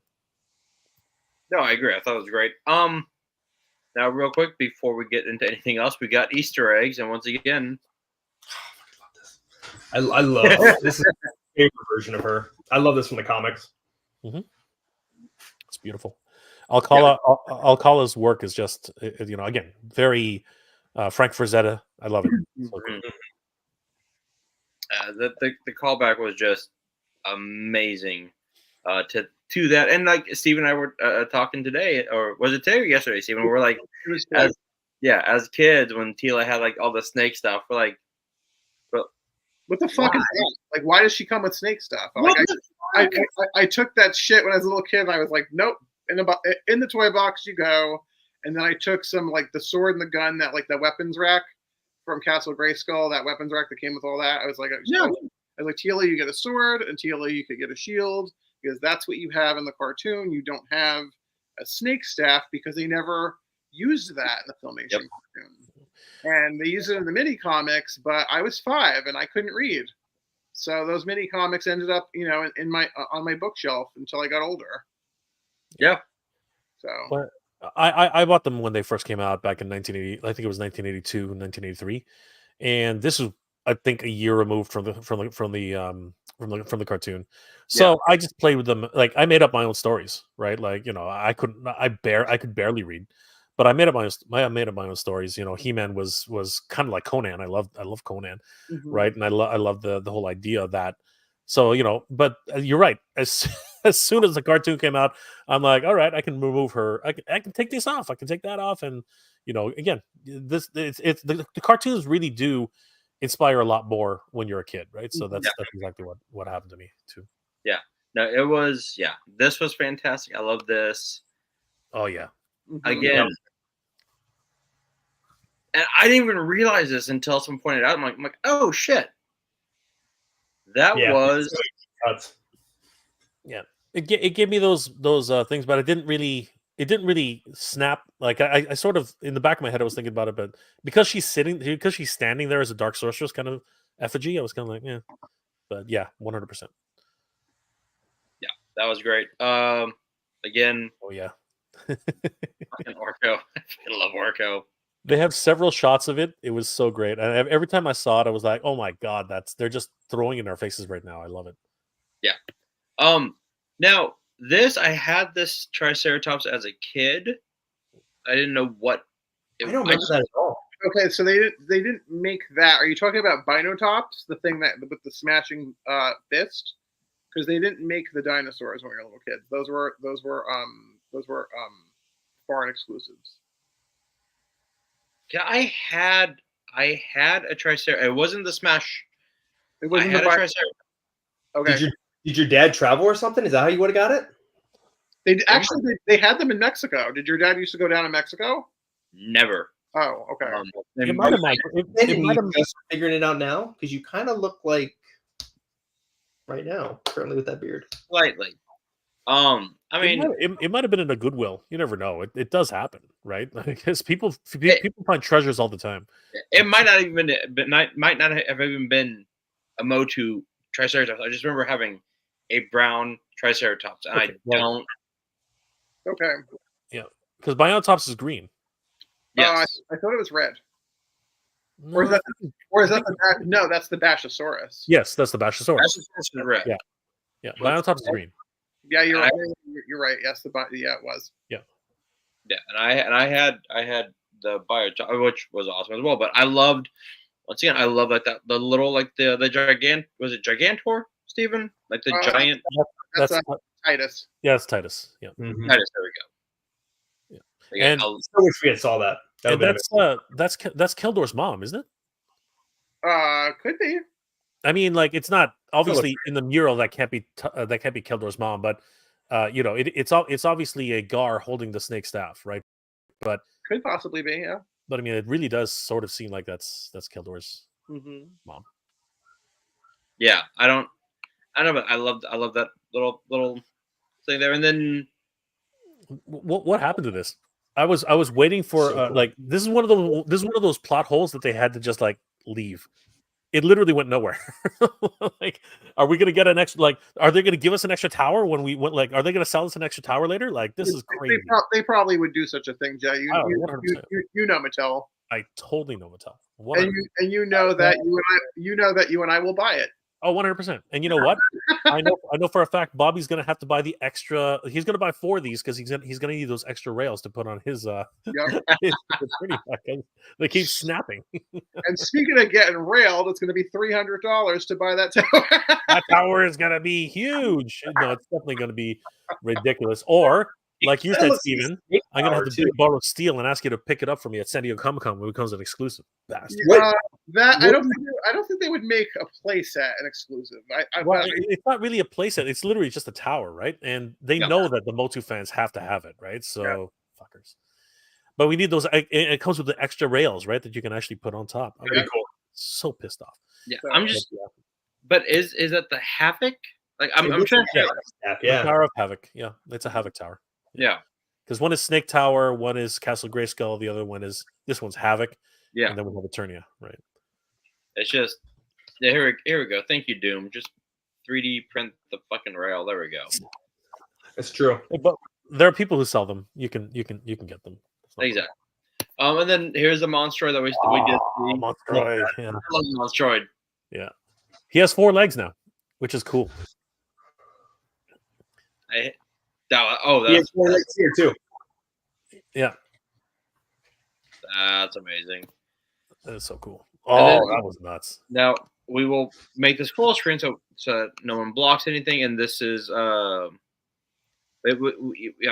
Second crib, the stuffed tiger, which is cute.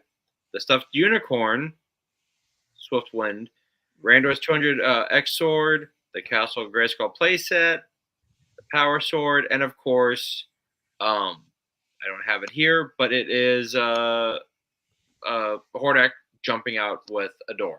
There's also unicorn toy that the kids ride on, like where the Power Sword is. Yeah. Yeah, exactly. So, that was just seeing that was one of those like, oh my god. Yeah. Moment. I was freaking out. I was absolutely freaking out. I was waiting for them just to say Adora, like scream it out. I was waiting for it to happen. It never did. But what a dark secret. I mean, like even at Randor's deathbed, they still didn't say it. I was waiting. I was waiting for that. Well, he said, "I've lost a lot of things over the years, like family and friends." So when he said family, I'm wondering if he's referring to the fact that he lost his baby girl, or did they do a whole thing where like the sorceress mind wiped everybody and they don't remember that she was kidnapped? Because that's what they did back in the Filmation cartoon. She's like, oh, Adam, I like threw off, I enchanted the king and the queen, and no, the king and queen were not enchanted. They were the only 2 who weren't. Everybody, the rest of the kingdom was spared the pain of their loss. Okay, right. Yeah, so I think that they still know. I think that but it's really, and you know what I really noticed? It took me a second to realize it. That's actually Man at Arms right there. That's Duncan. He's not wearing his face mask. That's Duncan right there. If you have the shot. It is. You're right. Yeah. Go with the arm. Yeah, in the wider shot. Oh yeah, I see it. Okay. In the closer shot, you can actually see the one on the left. He's wearing his mask, but the one on the right is Duncan, and he's got a hold of Skeletor's other arm. And mustache. That's right. Yeah. When I saw this, I was like, oh shit, this is okay. I thought it was great. it's just proof we need to have this season 3. I really hope Netflix does some kind of announcement soon, because I really hope this second season does really well for Netflix, because we just need to know what else is going on. It's not like the story's over with. I've been telling everybody we need to watch this at least 3 times each. Yeah. Like this and Revelation, just prove to them that the fans want it. The problem is that, I don't want to bring up any bad business, but the reality is there are people out there who just are actively trying to not have anything else, right? And I don't get that. Like, like I get it. It's not it's not what you like. I understand, but stop ruining it for everybody else. Like, seriously, like it makes sense to some people. It doesn't make sense to other people. And let's just bury it. Like, seriously, just let everybody do what they do and stop making it worse for everybody else. It's just terrible. It's ridiculous. Yeah. Well, it's getting a lot of positive praise from like the chat rooms that I'm in, and the threads. I'm on the Foosh. I don't usually go on the Foosh anymore as much because like Robo's not on it, and it's not as cool when he would jump on. But I go in those chat rooms, and it's getting a lot of positive praise from a lot of the people that are in the different groups and whatnot, which is good. Because initially the very first season of Revelation did not get a lot of positive praise. Yeah, it did not. Not even a bit. And this is doing a 180 on us, and like a lot of people are like, "Oh, awesome! Finally, I'm getting the He-Man I was wanted. Finally, He-Man and Teela are together." Blah blah blah. Some people aren't really pleased with Eva Lynn becoming good because kind of like how if you ever watched that shit-tastic G.I. Joe movie when like they made the Baroness good at the end of it. It's just like there's 2 women. Oh yeah. Live action. Never be good.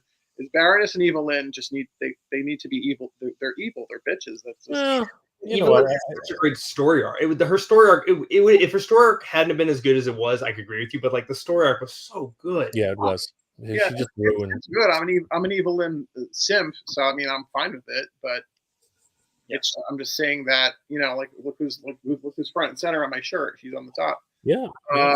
She's awesome, and my mom's name is Lynn. So like whenever my mom used to piss me off as a little kid, I was like, Mom, you're Evil Lynn. And she's like, I hate that. She's like, I always want to have my name after like the name of a superhero, and then once there is, it's the bitch. Now, before we go on to the action figures, how do we feel about them disbanding the monarchy and going democratic? It was I like weird. it. I like it. Here's you're you, Bobby.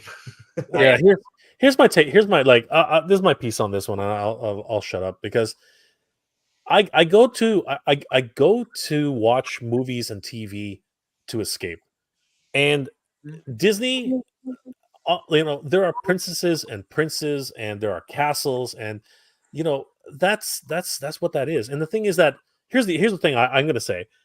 I don't think they know how to have a democracy in Eternia. Like for their entire existence, they've always had a monarchy, right? So now you're going to actually have, elections. You got Andra as a front runner. That's fine, but it's going to be a lot of pain before it actually becomes something coherent, right? Like this 1800s.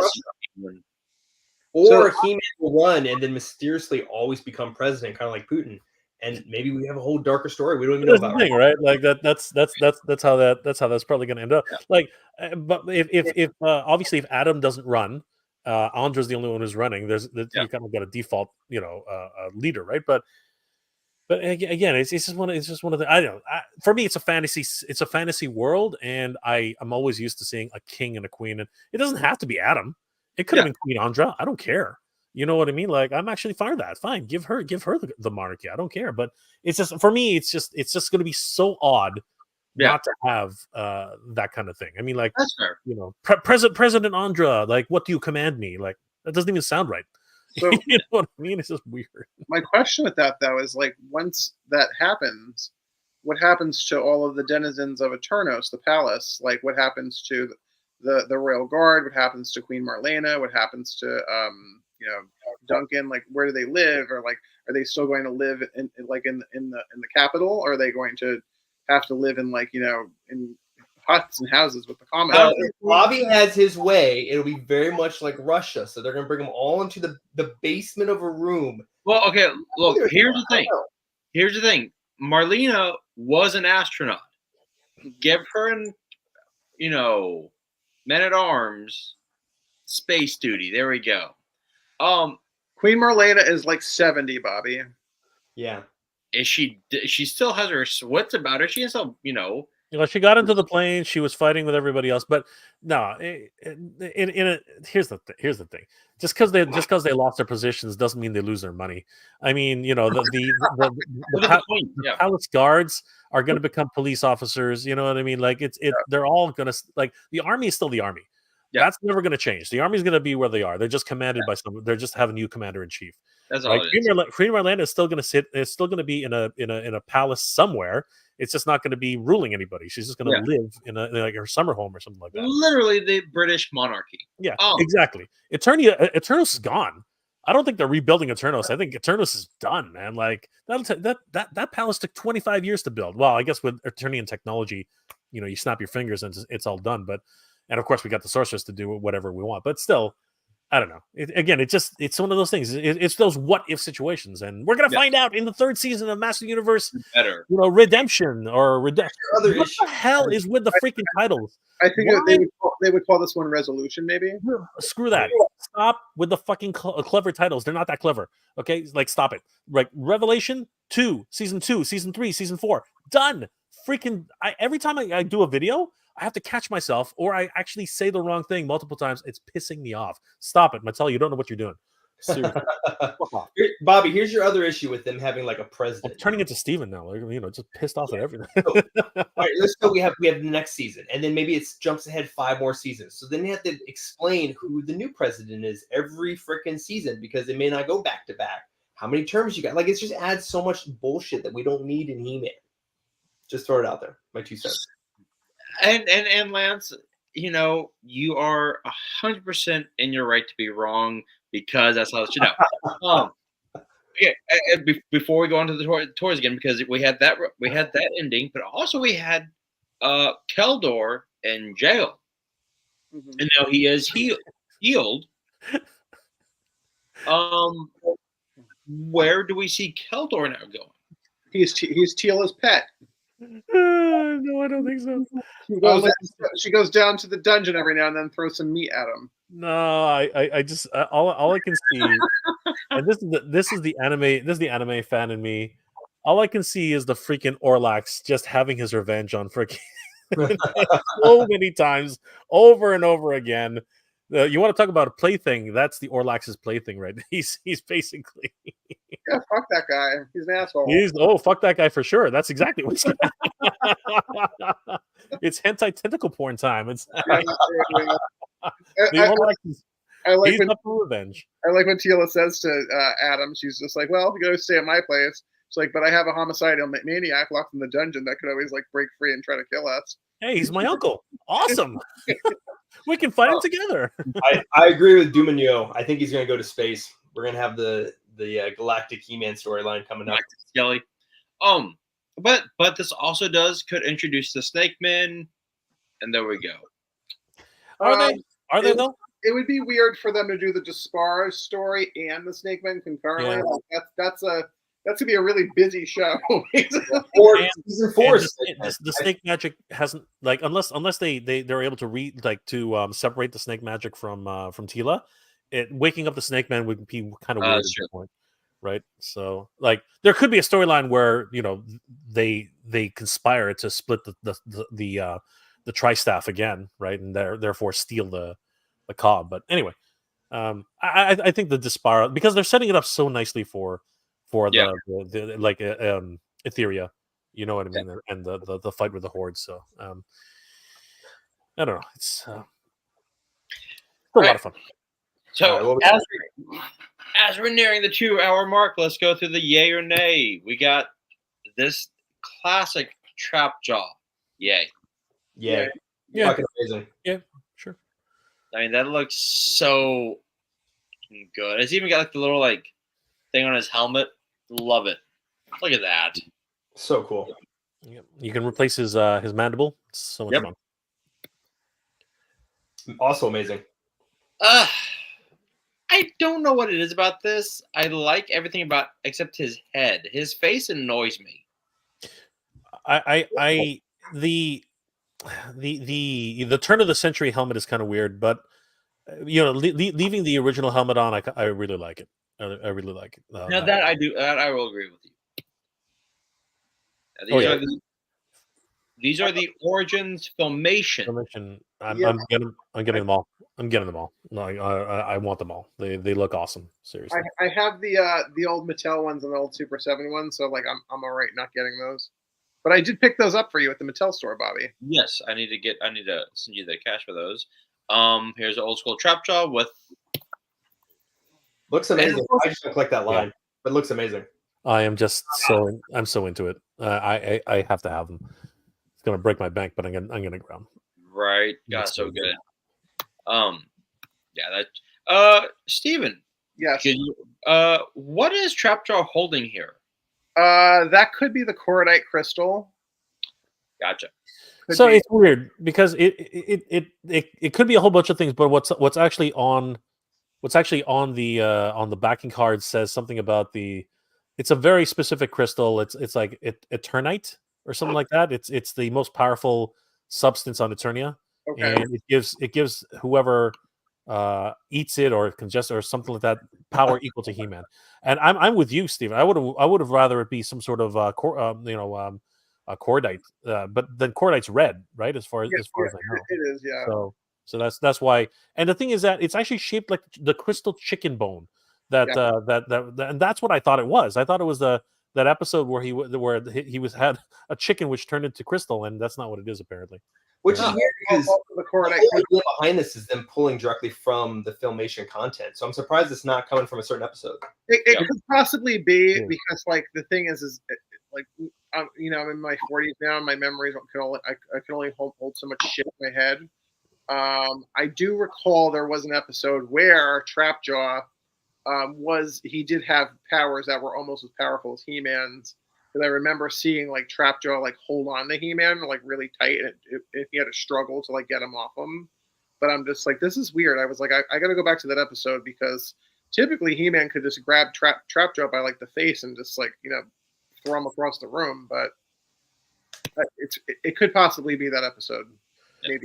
Yeah, I'm looking it up right now. I'm just gonna confirm because it is that episode. Yeah. It's called Double-Edged Sword, and I'll tell you the name of the crystal. The crystal is called the Eternium Rock.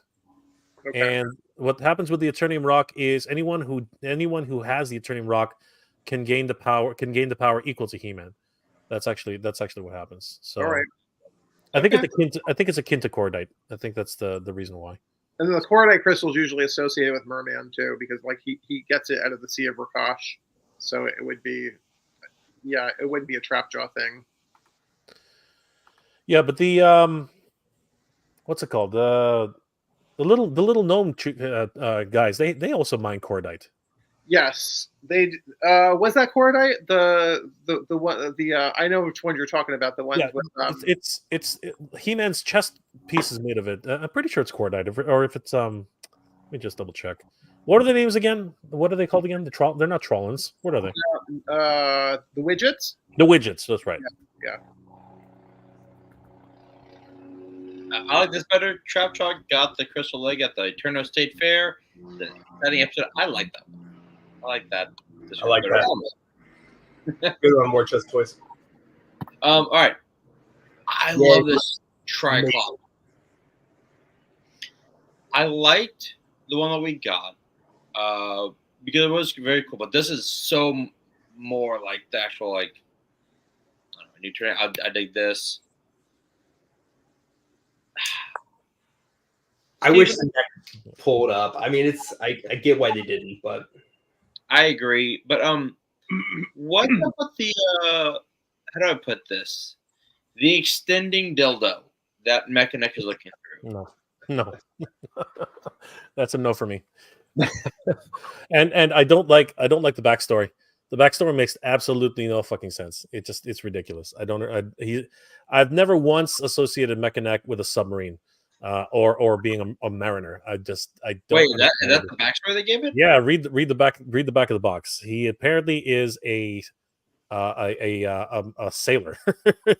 What? Yeah, he's part of Randor's He's part of Interesting. Randor's sailing crew or something like that. I think they got that from the Motu Bible, because he was originally called Periscope Man. There you go. Interesting.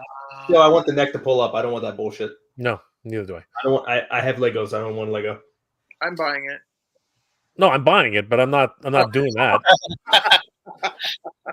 I'm buying three of them. I'm buying 3 of them just so I can reach the ceiling. But I'm not doing that. That's fucked up. So it was Periscope Man. I didn't know that. Yep, it's called Periscope Man. Originally, that was the idea for Mechanic. Interesting. So just to follow up, it is Cordite. That's what the widgets mine in their caves. Okay. Cool. Then we've got Zodiac and Merman. Those are re-releases. Re-releases, yes. And then Tila and She-Ra. Okay, everyone needs that Tila. She can take her top off. It's amazing. That's a good Tila. It's good. It's a great face sculpt too. Yeah. No, the face sculpt is excellent. I mean, compared to even compared to She-Ra, she's got a wonderful face sculpt. If you look at the face sculpt up close, though, I think it was maybe it was Toy Sorceress that had her, but when you look up close, like there's something going on with like underneath her eyes, like there's like baby like bags or whatever under her eyes. I think it's the deco. When they're putting the tempo on, sometimes it shifts. So the sculpt, it actually is something where it happens with a lot of figures, unfortunately. I see. What are you about to show? That was Nice the one. That's the one that Lance got for me at Comic-Con. Ah, yes, I remember that. You were very excited So about jealous. So jealous. See, they need to re-release her because the rooted hair makes her look so much better. It does. The version we all got, the hair is the wrong. The hair is just too much yellow. It doesn't sit well, and the one that you have in your hand, Steven, is the best. Honestly, She's cool. Like I have her, and I got her like because I have her, and I've got the original, which I got. I got a pretty good deal actually on this original one. You got that? No, you didn't get that at PowerCon. You got that on eBay, didn't you? I got it on eBay during PowerCon because like it was like that's it. Yeah. Yeah. I mean, the box is it's not great, but still, it's like the original. Still pretty dope. Still great. Yeah. So. You say great and not great? That's an amazing box. And the other thing is that with the new Princess of Power, the Princess of Power we got, why the hell does she come with a comb? What is the point of Dude, I was about to say that. Like, I love it's comb? The fact that her axe is a comb. It's like I'm gonna kill you, but then I gotta make sure my hair looks good. No, but it won't. It's your hair is made of freaking plastic. Why would you freaking do that? It's Mattel. I think if the hair was hair, I think it would be better. I think it's kind of cool because I remember the original one did come with the comb, so it's kind of cool to combine them. The gimmick with that, guys, is that when they did the classics figure of She-Ra, she didn't have rooted hair, and they made her comb an axe. That's so. No, I know, but I'm being so facetious right now, just saying that. What was the point of including a freaking comb with a character that has plastic hair? That is just so stupid. I'm just being an idiot. They're trying to do an homage. Fail. That's all I'm gonna say. Fail. All right, now moving on to the future of Motu because we are fans. We do love it. Here is Eternia. It does look amazing. I mean, we did interview Lance at San Diego, and he did Can't have it, Bobby. Instead of Is this the first motorized toy we've been gifted so with cool. in 40 years? Is this like the first motorized toy? Maybe. I'm so excited. I love that they have arms. They did such a good job on this thing. Yeah, they did. Just incredible. I'm still kind of upset that and I know why, but I hate having to use screws in any play set. Like that pisses me off. Oh yeah. God damn. They could have made a locking and I know they're like, oh, we don't want it to snap over time. Screw that, man.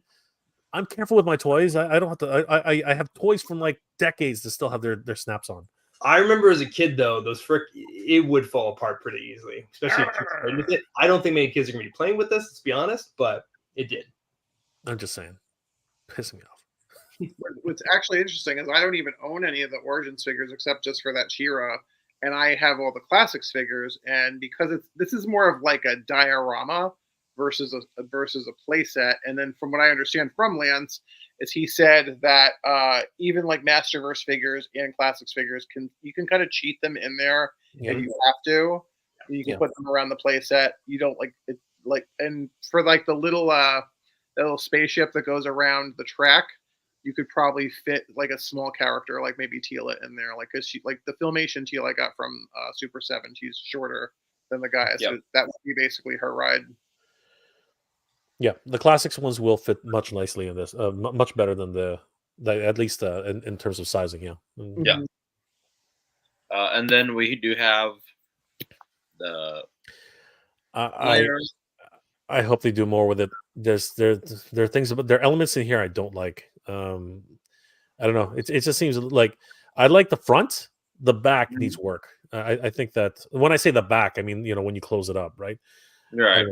To me, the front. I think the front was actually really well done because it looks like the front of a place. At the rear, I don't know. There's just something like those 3 repeating snakes. I don't know. There's they need to do more. And what's with those 2 heads? Like I get it, they're effigies, whatever, but I don't know. So I feel like they were trying to save money with it, and they were trying to do the cheapest route they could.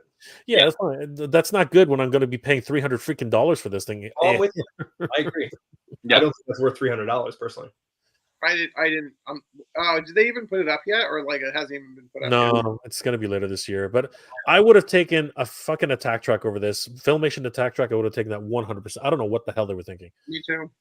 I would have rather the Fright Zone. Well, the Fright Zone and the Horde Tower. Yeah, no, the Filmation Fright Zone. 100%, Steven. Yeah, 100%. Oh well. Can't always get what you want. It's true. Now, the future of PowerCon. It's not really. It's no more. I mean, it's happening. Like I've talked to Val, and 2025 is confirmed. So there's but it's just not. It's not in the same vein that it used to be. It's not Motu centric the way that it used to be. No. What is it going to be centered around? There's no real center. It's if anything, Val's really pushing toy development. Like there's a lot of customizers there. There's a lot of independents, and there's the 4 Horsemen are there. A lot of guys, smaller toy companies. You don't see Mattel there, right? Because again, that relationship went down, right? But yeah, the small and upcoming toy developers. Yeah, they're all there. Like it was amazing. Like if you're into the independent toys, like Spiro Toys and Punch Monkey Fiction, all these guys, it was literally a haven for all that stuff. It was crazy. I don't know if you went, Steven, but it was amazing. Oh, the one in Ohio? Yeah. No. The initial impetus for me going to PowerCons was because I am such an avid He-Man and She-Ra fan. I'm a fan of conventions in general, but it's just for me to get on a plane, I have to spend money on a hotel and all of that other business. It's just like, if it's just a general convention, I've got San Diego, which is only 2 hours away, which I go every year to the Comic-Con. Sure.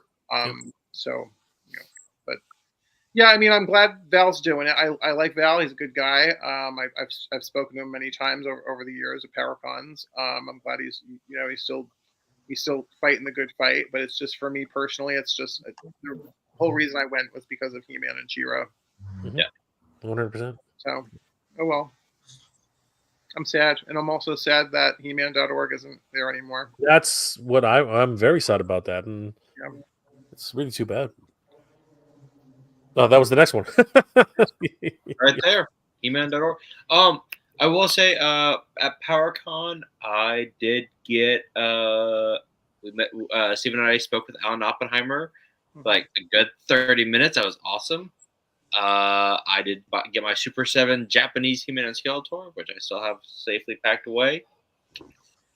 So, yeah. Now, the She-Ra Princess of Power, there was a live action show that was supposed to happen, but that had been apparently canceled. Yeah, apparently the current rumor going around, and maybe you've heard about this, Jay. I don't know whether I heard about it either through your channel or through Habits channel, basically your channel and Michael and Toy Sorceress, where I get my Motu news. There was something about Netflix was discussing a live action show, like a Yeah. half-an-hour show of Princess of Power. Did you hear anything about that? I did hear about it. I don't put much stock in it. Uh-huh. And the only reason I say that is because, uh, the Netflix show, it had its run, but it just doesn't seem like it doesn't like just like Master Universe as far as a media property. It just doesn't seem to be able to hold water the way, and it's unfortunate because this last iteration, seems to have finally hit a chord, right? But I don't know. And here's my thing, and I'm very cynical about this, probably just like you, Steven. I'm gonna believe any sort of live action thing with He-Man or She-Ra when it actually happens. I'm not putting any stock in it. I just can't. I've been made promises decades and decades ago. Apparently somehow they got really close with Noah, what's his face, No, and no, that fell through. yeah. And he became Mhm. like Giant Man or whatever the heck it was, or Adam Smasher. Adam Smasher, whatever the heck that is. Yeah. And, JSA. whatever, man. Like, seriously, I'm gonna believe. And then apparently they have another one in the works, and that fell through. I'm gonna believe a He-Man live action when I actually see it, because I probably could put one together myself faster than any of these freaking companies is doing it. Yep. Probably better too.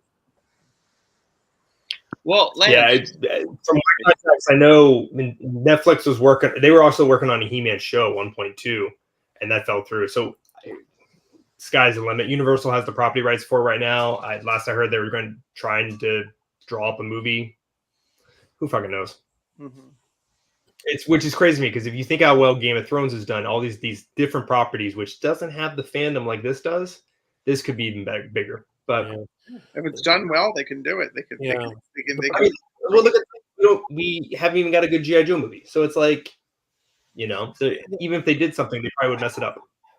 The problem is the vision, right? I mean, like, if you look at it like James Cameron sat on Battle Angel for the better part of almost 2 decades.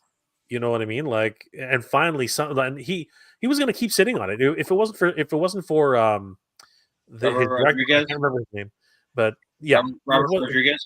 yes, exactly. Well, if it wasn't for Robert Rodriguez saying, "I love this, I want to do something with it," it never would have gotten done, right? And he did a damn good job, and I'm hoping that was a good movie. yeah, and I'm hoping the second one comes out, right? But you need somebody with a vision. You need somebody who knows what they want. Like that's the thing, and you need somebody who actually is in love with the property. Like if Ted Biaselli gets to actually do something with live action the way Avatar is being treated right now, because Avatar, I'm super excited for Avatar. Holy the last Airbender, by the way, I'm super excited for it. I would just want Ted in charge of anything having to do with He-Man and She-Ra because he knows.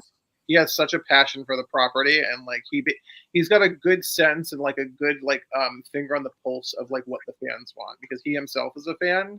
Yeah, and I think that he's a good bridge between like what Hollywood and like like the suits all want. They're always like, oh well, maybe you should have him do this, or maybe have him do this, and it's just like no. Ted's just like no. This is what will make you money.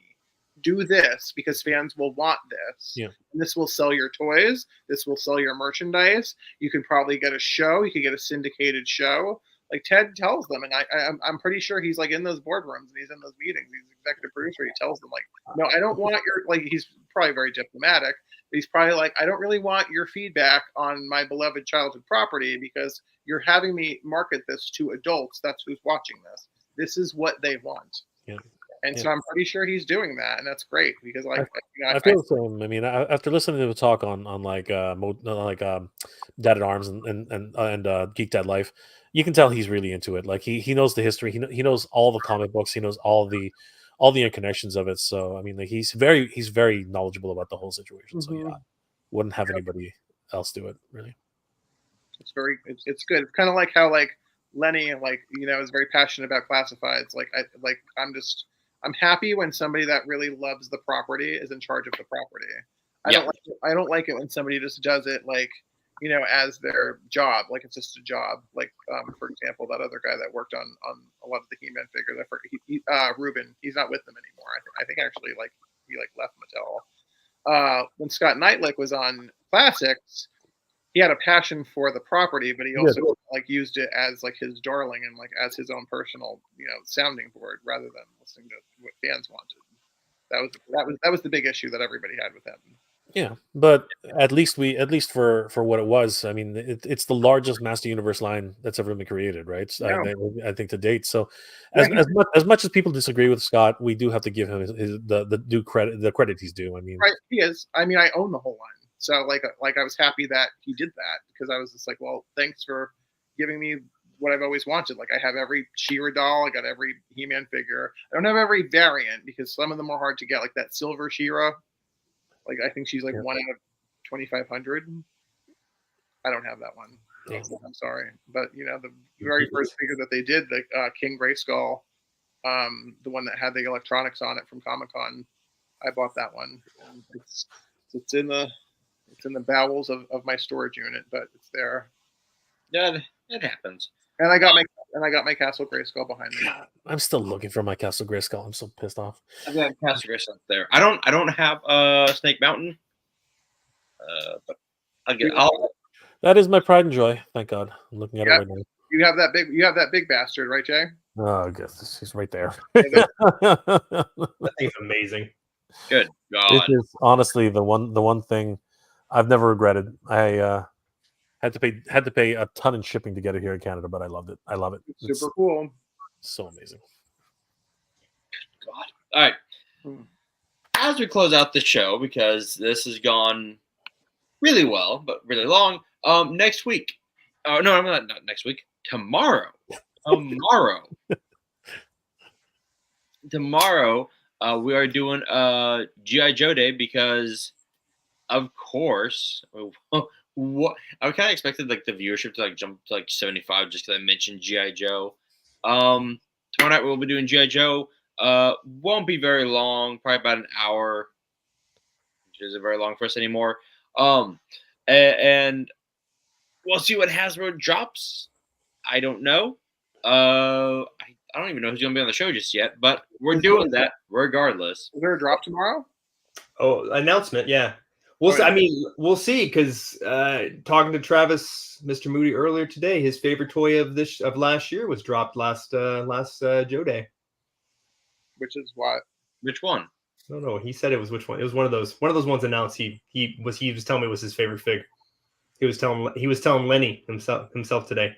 Is it the one? Do we have this in our hands already, or is he talking about what's? We have it in our hands already. If Moody, you still on?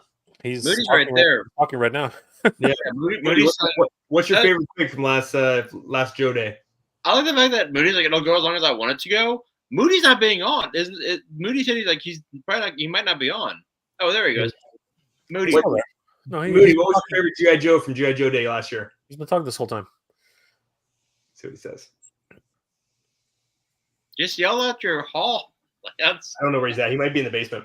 Oh, that's true. The man cave. Oh my God. He'll mention it. Snow Job. Digital render from Joe Day. His favorite. What's that? Snow Job. Oh, okay. Yeah. Which Snow Job is an amazing figure. They did a great job. They did great pack great. Up. Yeah, great pack up. Is he sold out, or is he still up for? Is he? He's still there. They made more. Yeah. They made more. Okay. But so yeah, so that is okay. That will be tomorrow night. Okay. If Moody can be on, that'd be great. If not, you got me again. Now let's see here. Why does this thing mess with me? Mega J, we can find you at Instagram and YouTube at Mega J Retro. We're going to see all your wonderful videos. Like that one. There we go. Dude, okay. I've told Steven this when we were at PowerCon. If I had the money to get those Mondos. They are pretty. Yep, they're nice. They are amazing. They really are. I've got as many as I can, and I had to get Battle Cat, broke the bank. I had to get Panther, broke the bank. But honestly, they are freaking incredible, right? So, We can find Lance at the Traveling Nerd. Although, also Lance. Oh yeah, I'm Lance Paul. Letter I, letter M, Lance Paul. That'd be my personal page. Yeah, he's very busy at. And then, of course, you can find me on TikTok doing unboxings. Then the funny thing about this is that I will do the unboxing, and then when my video publishes, I get a text from Ashley, my wife, going, "No more toys." I'm like, "No." And unboxing video. But she actually, so I did help her because she had a huge order to get through, a few huge orders with her sticker business, stickers by Ashley Bear. And so her gift for me for helping her was the re-release of That was a lot of stickers. That's not cheap. No, this is the re-release. Yeah, Not it's a re-release. It's a re-release. Yeah. The issue, and so I love my wife because I'm like, because the box is all like jacked up, still keeping the box though. And she's like, "Are you gonna open it?" I'm like, "Why would I open it?" Like, look at this. She goes, "Open." I didn't pay money to get you something to keep it in the box. Open it. I'm like, fine. So I opened it. It's awesome. It is awesome. I had way too much fun. But I'm keeping this. I'll probably put it on top of the shelf. Yeah, that was just too much fun. Too awesome to not share. Okay. That thanks, War Chest. That is does MOTU Revelation save Masterverse? And before we finish off, does it? And I was about to say, is there a question there? Did Revelation? Do y'all think before we leave? Do y'all think Revolution saved Masterverse? Jay? No, and the reasons I say that is because Master Universe has been stronger even before. Like they were doing Origin. They announced Origins well before the series was announced, and Mondo got into it, which it was a bit of a slow start, but now they're literally killing it, and they're then they got the Mega, like the property just keeps going. Okay. I'm hoping for a video game, right? But did it save it? No. And will it continue? I hope so. No. Right? But Okay. in terms of serving it, I don't think so. No. I Okay. think it's very, very strong. All right. Steven, you agree? Well, my only issue with the brand is just that the Masterverse figures have now gone fans channel, and Walmart and Target's no longer going to be carrying them, and the Origins are now going the way of Mattel Creations only. So that doesn't bode well for the brand as a whole, because whenever brick and mortar cancel something, it's not good for the brand. It doesn't look good. Because basically, Travis used to joke about Masterverse. He's like, that's a clearance line. And every time you go into a Target or a Walmart, you just still see that same wave of Sorceress, Jitsu, Buzz Off, and Naked Stratos, which I know that's the mini comic Stratos, but you just see that same wave. And it's Everybody says Naked Stratos. What's that? Everybody says Naked Stratos. He is naked. So, yeah, it's got Naked Stratos. And every time I walk past, I'm just like, yo, Target, Walmart, just give this away. Just give these to poor kids. Like go the way of Funko and like put them in a ditch and bury them in like never to be seen again, because nobody wants them for $17.99. Like no one's paying that for these damaged boxes with shit that's got dust on it. I actually think those were that was a pandemic wave. That's how old that's how long it's in there. So in that vein, I'm sad that that basically we have to go back to getting our figures online, and I don't collect the Origins, but you do, and I'm sad for you that you have to go, wake up early, you got to click a button, like maybe white screen of death. Although I will say Mattel Creations is a lot, like if you get there at the time and like you're logged in, it is pretty easy to get those figures. You just have to don't sleep on it. Yeah. But in response to your question about the show, did it save the brand? I think that I think the fans are very passionate about this brand, and yep. I think the fans, and I think that Netflix will take notice that this is getting a lot more online fervor than the previous season did, and I do believe that I believe we'll get a third season too. Like I know it that we will. Okay. And then finally, Lance, what you think, buddy? I would say Revolution definitely saved Revelations per se, because it definitely ended very strongly. I think with everything Motu, just having new content puts new blood into the corpse that is He-Man, keeps him going, keeps him living. From my experience with like Mattel and just the toyeticness of things, what'll happen quite often is like a great example is Hot Wheels Monster Truck. If you're a Hot Wheels fan or whatever, like Walmart had the exclusive rights to this. They sold them all. Then they dropped it.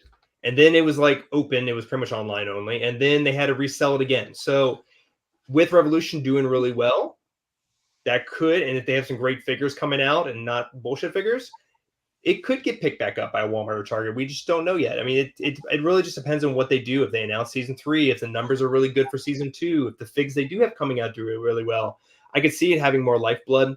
And, you know, He-Man's kind of like a dark horse. You know, it goes away, it comes back, goes away, it comes back. You know, I think this keeps it alive. All righty. And what do you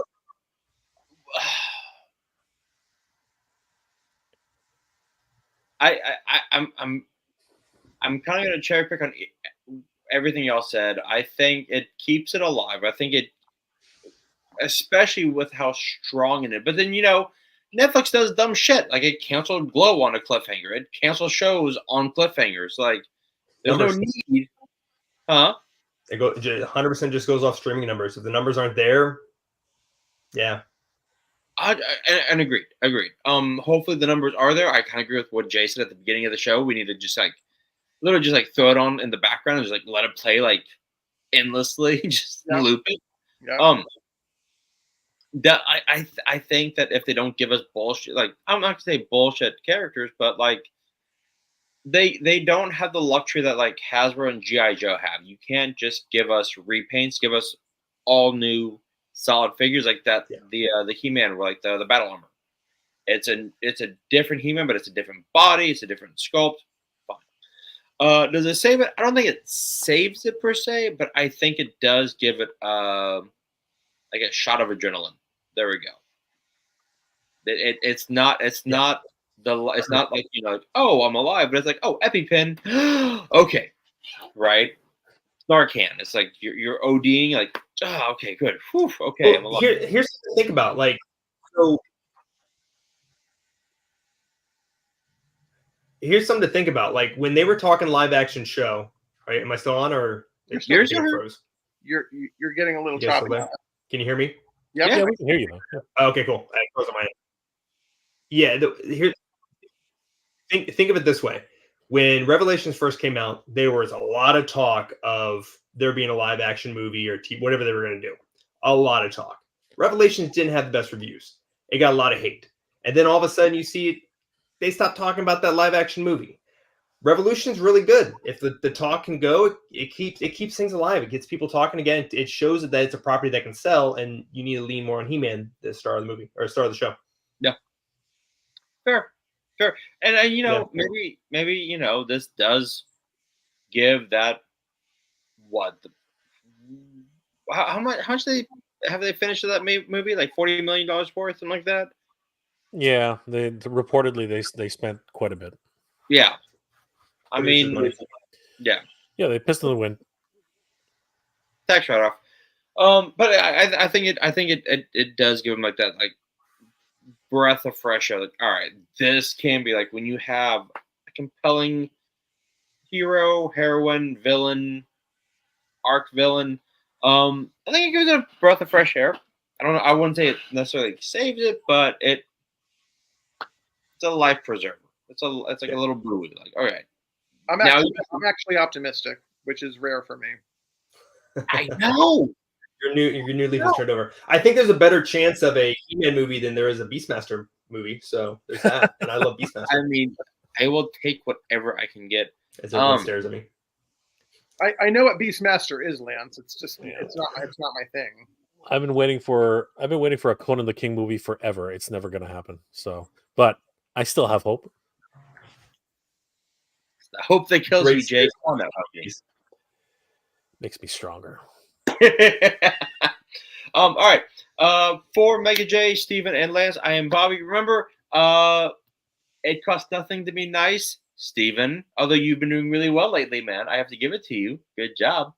And as always, find us on YouTube, TikTok, Instagram at A Toy Mood, and we will see you in the toy aisle. And I want to let this buffer for a bit.